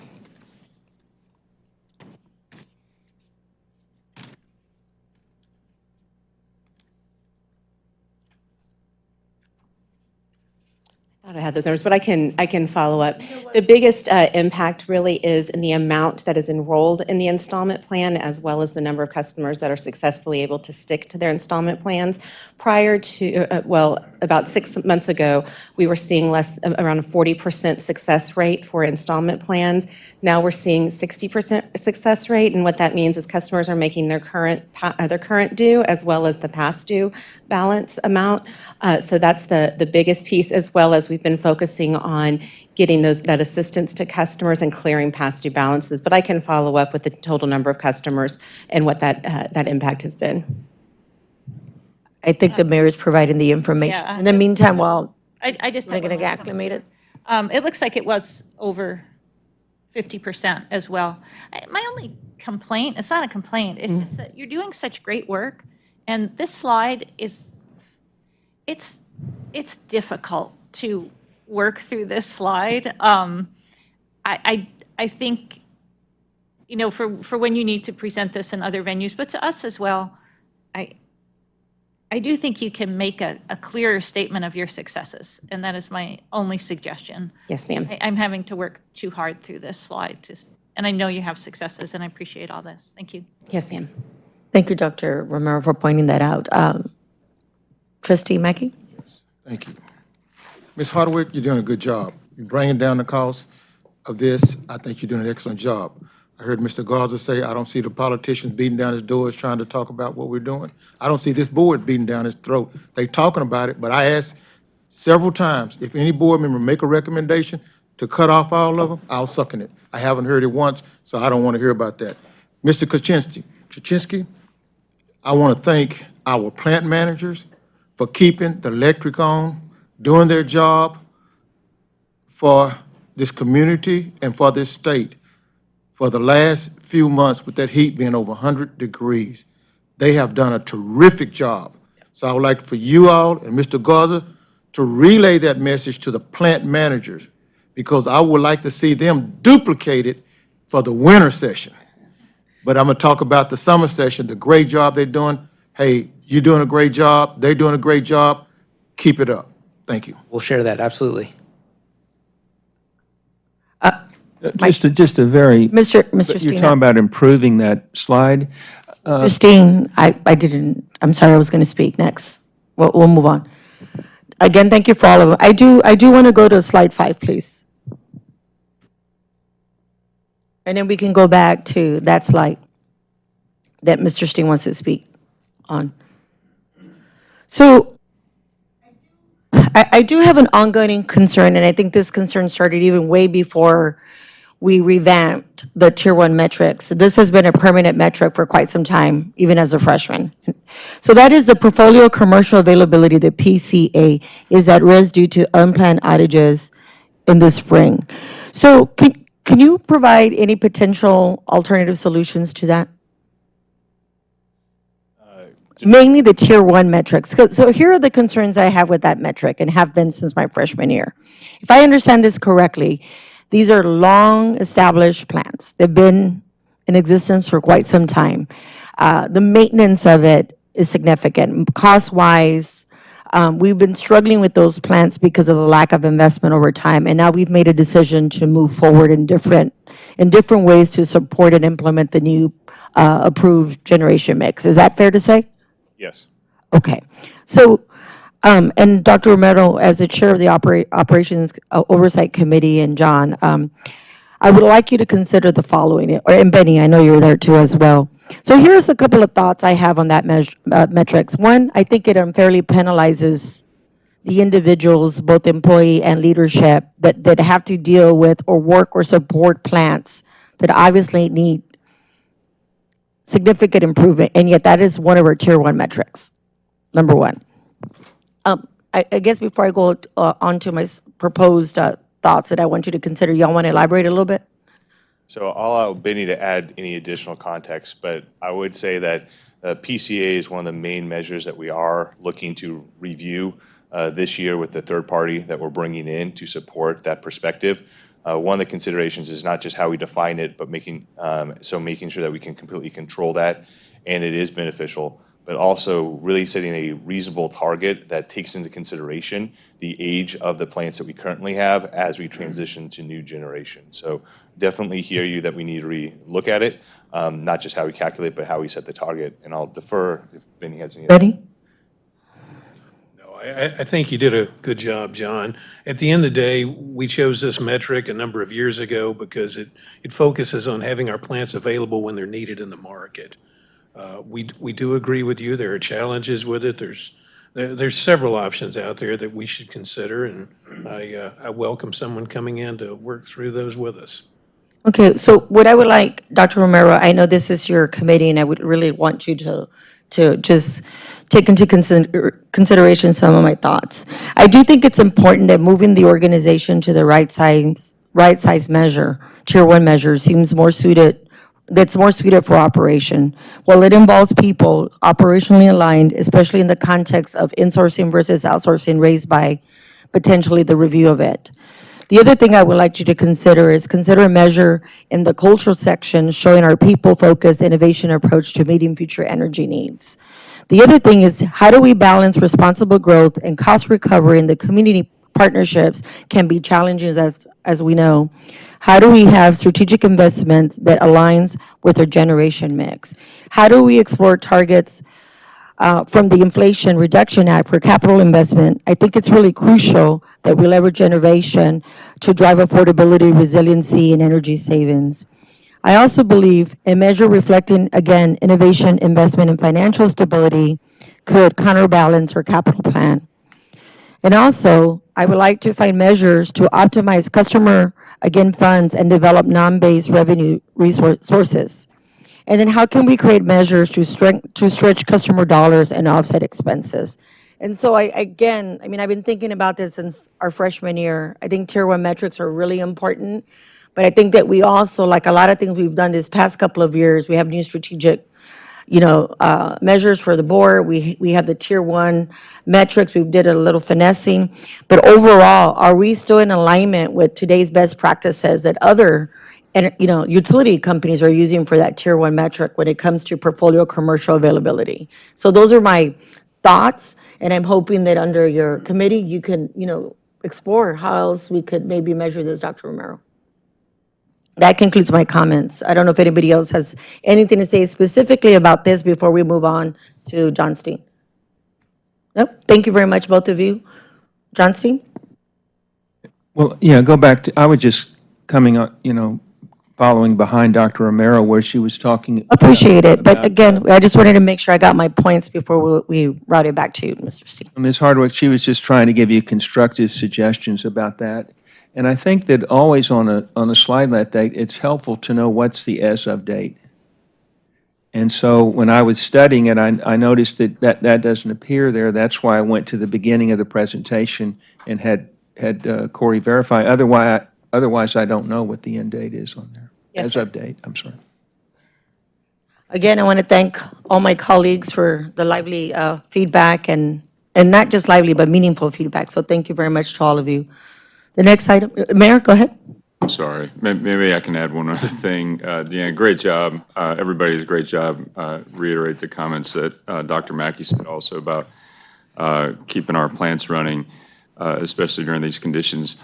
On this, also, from the last report, we do notice that there is, obviously, there's no disconnects happening with the extreme heat, but there are some up there. It would be very helpful, or it would be, well, I'd like to see how many of those disconnects that we've had that are now back on that are on payment plans. So the idea being that the disconnect, hopefully, for most folks is just a signal to get them to contact us to make sure that they can get, their electricity back on and under a payment plan that's manageable for the family. Yes, sir, we can show that. We do know that it's about 95% of customers that Great. Get reconnected within a few days. So we'll make sure we add that installment plan information and represent it moving forward. Thank you. Yeah, and again, applaud the work, Deanna. I know that this is really painstaking stuff. It won't move fast, but it's moving, and that's good news. Thank you. Thank you. If we could go on to item number 10, the CEO's recognition. So, thank you, Madam Chair and trustees, for your time today. I want to start my comments today by wishing our chair a very happy birthday last week. Chair Gonzalez celebrated a birthday, and as we always do, we celebrate our trustees with another year of life. So congratulations, Chair Gonzalez. So today I'm going to be recognizing two groups. Our teams are doing such good work all the time that they get backed up a bit, and it's great when we have reasons to celebrate our people. First off, we're going to be celebrating both our data center transformation team and our personal protective equipment, our PPE lab teams, for a couple of different reasons.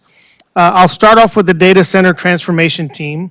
The data center transformation team has successfully completed phase one, which was focused on modernizing our legacy IT infrastructure and enhancing the reliability and resiliency of our critical business applications. As I've mentioned, we are running the equivalent of Windows 2000 around here, and it's taken some elbow grease and some duct tape and some tie wraps to keep our current systems up and running, but they've done just a fantastic job. This initiative began in 2021 when we were seeing declines in our service availability of critical systems. It was creating a lot of frustration in the organization, particularly with our energy advisors who were having trouble with their phones. And since we have started that work, we've migrated over 150 applications and more than 1,300 servers off of our legacy hardware. And this initiative was part of the funding of our last rate request, which is why the rate requests are so important, because it gives us the funds we need to invest in what is critical infrastructure. But all of this is foundational for our broader digital transformation strategy. Completing this effort was an active partnership from across the organization. This work is not done yet. The data center transformation team has moved into phase two and will work on optimizing what has been put in place. But one of the critical things that we've done is we've taken legacy systems and moved a lot of that data into the cloud, which is no small feat.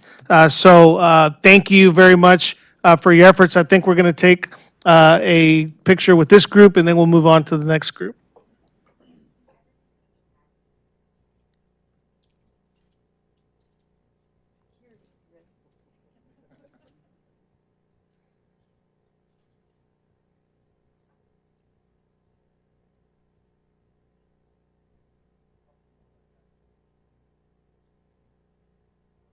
All right. Congratulations. Thank you.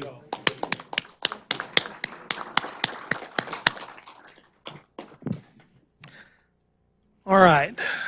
Well, that team is moving off. I'm going to start with our PPE lab, test lab team. Thank you. Good job. So I recently took a tour of our test lab, which is out off of Nacogdoches at our big facility between Nacogdoches and Parambattle, just south of Wurzbach Parkway. Our PPE test lab was officially formed and started tracking PPE testing 50 years ago. This is a small but mighty team. The PPE test lab consists of 2 measurement specialists and 1 supervisor that provides service to 10 centers throughout CPS Energy. The lab is an in-house service test lab serving only our employees and local military, so we do provide a little bit of testing for members of our community. All PPE is tested for 180 seconds at a higher voltage than what the optimal usage voltage is for our employees. PPE such as gloves and blankets and snakes and things that we use to insulate our employees and our system, it's rejected, and the rejections actually happen more often than you might think they do. When it fails electrical testing, visual inspections, or is just old and just old stock that needs to be replaced. The failed product is clearly marked reject, cut, thrown away, and removed from our inventory system. The PPE lab, test lab, is what they call a NAIL accredited lab, North American Independent Laboratories for Protective Equipment Testing. They enforce the standards in which test labs provide safe, personal protective equipment. The work that this team does, this small but mighty team, protects every one of our line crews out in the field working at extremely high voltages. So it's amazing going out there. I would welcome any trustee who's interested in taking a tour of our lab to go out there and check it out. It's so clean and so impressive, and they love the work that they do at CPS Energy. So you all know what I think about the work that you do. It keeps our employees safe at the foundational level. They have to have trust in the PPE that we're giving them to do their jobs with, and you all ensure that we make that happen. So from me and knowing the work that you do, thank you. You all do a great job.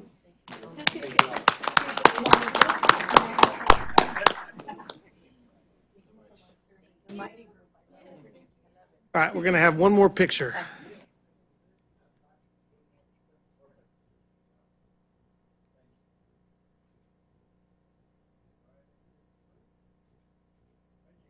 All right.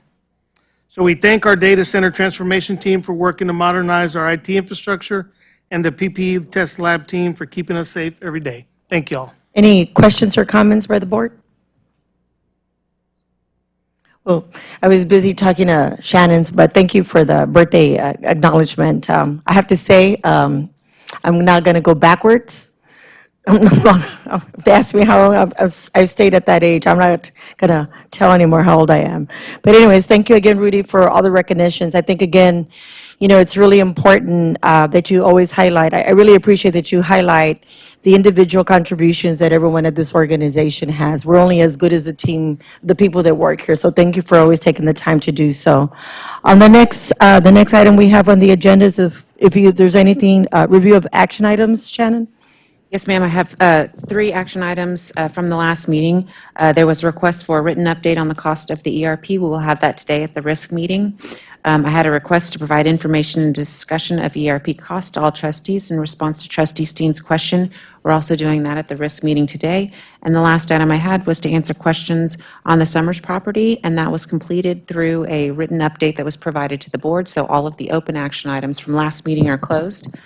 I got 2 action items today. I have a request to include Trustee Steen's reasons for objections to the vote on Agenda Item 5 in the minutes, and I have a request for a 1-page summary of the RAC survey results to be provided to the board. Okay, thank you. Now do I have a motion to adjourn? Second, the meeting is adjourned. Oh, sorry, second by Dr. Romero. The meeting is adjourned at 3:52. Thank you, everybody.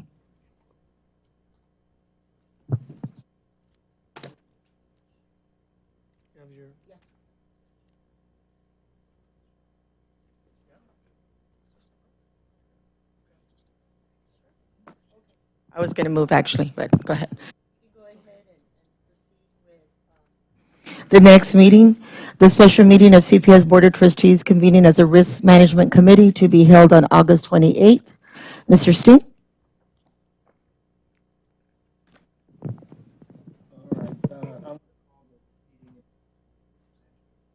Risk Management Committee meeting to order. And before proceeding with the agenda, I need to address a procedural issue or Robert's Rules point of order. So at our February 27th, 2023 meeting, Ms. Gonzalez's first as chair, we were handed a list of board committee assignments. As you may recall, Ms. Gonzalez designated herself as chair of 4 of the 6 committees and designated Dr. Romero as chair of the remaining 2, including the Risk Management Committee. At Ms. Gonzalez's request, our general counsel read these assignments into the record, but they were not voted on, even though a vote is mandatory.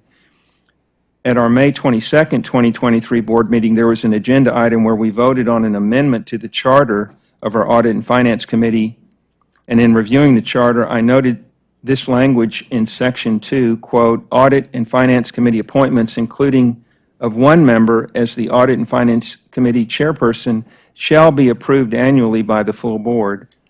I pointed this out during the meeting, and I recall our general counsel included it on her list of action items to review the charters of all committees to determine if we need to put these assignments on the agenda for a future meeting and actually vote on them. I guess that May 22nd action item is still pending. In the meantime, in the course of preparing for this committee meeting, I reviewed the Risk Committee Management Charter and found this language, quote, the Risk Management Committee shall consist of all board members. Appointment of the chair of the committee shall be approved at least biennially by the full board, end quote. So where does that leave us? It appears to me that the Risk Management Committee chairmanship is confusing, to say the least, because Dr. Romero was designated last February 27th but never voted on. And to make matters more perplexing, a few months ago, I, along with the other trustees, received an email from Lillian Carpenter that updated fiscal year 2024 board committee assignments. The only change that I could see is that my name had been substituted for Dr. Romero's as chair of the Risk Management Committee. No one ever spoke to me about this assignment, and nobody reached out to me or consulted with me about today's Risk Management Committee meeting. I just received an agenda and board materials like I presume the other trustees did last Thursday. So that's the procedural issue I want to raise. A related point I want to make is that risk management is a very important responsibility of a board of trustees such as ours. I regret to say that today's meeting, as agendized, has all the earmarks of a check-the-box, perfunctory meeting, with most of the time devoted to a hearing from an outside consultant about the macroeconomic environment. Now, PFM Financial Advisors is a well-regarded firm, and I'm sure Eric Brown is quite knowledgeable in this area. But with all due respect to his expertise, most of us already have a pretty good handle on our current macroeconomic environment. The work of a risk management committee is serious business. The way it's been handled in the past is that we've held a separate meeting that might be 4 or 5 hours of a deep dive into the many risks we face and how we're mitigating them. In contrast, today this meeting is being tacked on to the end of a regular meeting, an add-on, the purpose of which seems to me to check a box. That is to be able to say that we've complied with Article 4 of the Charter that requires the Risk Management Committee meet at least 2 times per calendar year. So I have it here, but just for comparison purposes, I brought the board packet for our November 7th, 2018 special meeting of the CPS Energy Board of Trustees convening as the Risk Management Committee. This was a 4 or 5 hour meeting at the CPS Energy Training Center on Frank Bryant Lane, where we took a deep dive identifying risk of all kinds, financial, strategic, operational, and physical, considering whether those risks were systemic or episodic, and then aggressively seeking ways to mitigate those risks. Now, Mayor Nuremberg and Dr. Mackey, both of you were at that meeting and may recall what I'm referring to. There's really no comparison between that type of in-depth meeting and what's to take place today. I've always taken my duties and responsibilities as a trustee earnestly and been willing, within reason, since it's essentially a volunteer job, to take on any task that I'm asked to do. But for the reasons I've given, I don't believe I'm the proper person to be chairing this meeting today. I suggest that the last time a chair was properly and legally approved by the board was on February 28, 2022, and that trustee was Dr. Romero. So I'm hereby figuratively passing the gavel to Dr. Romero to preside at this meeting and to act as chair going forward, or at least until the confusion can be cleared up. Before we move on, can you go ahead and verify legal counsel? First, because we started without a confirmation of a quorum, in order to comply with the Open Meetings Act, I would like to state that we do have a quorum here. All trustees are present. I would also like to note that the last meeting that was held by the risk meeting was held after a regular board meeting and lasted approximately 2 hours long. I understand the objections, and I suggest that if we do not have a chair who has called this meeting at the meeting, understanding that he is the chair, having called this meeting, that we dismiss and leave, and we can reschedule the risk committee meeting when everybody is prepared to proceed. We're going to go ahead and conclude the meeting. As the acting chair, Trustee Steen, my records reflect that you were set to be assigned as chair. As the committee assignments were updated, I heard no objection from you prior to this date. I am available for any comment. I heard no objection that went to the chair about the assignment of this committee, but I do think that the objections that you've raised have been clearly stated, so would you like to Well, I'm leave and not continue with the meeting? No, I'm a member of the risk management committee. I'm just not the chair. And that's because it has to be approved by the board, and that hasn't happened.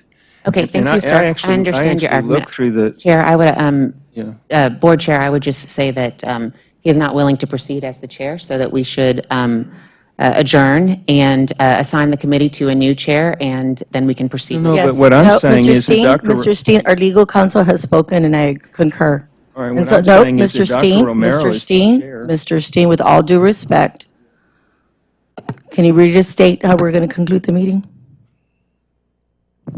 Is there a motion to adjourn? Yes, motion to adjourn. Is there a second? All in favor?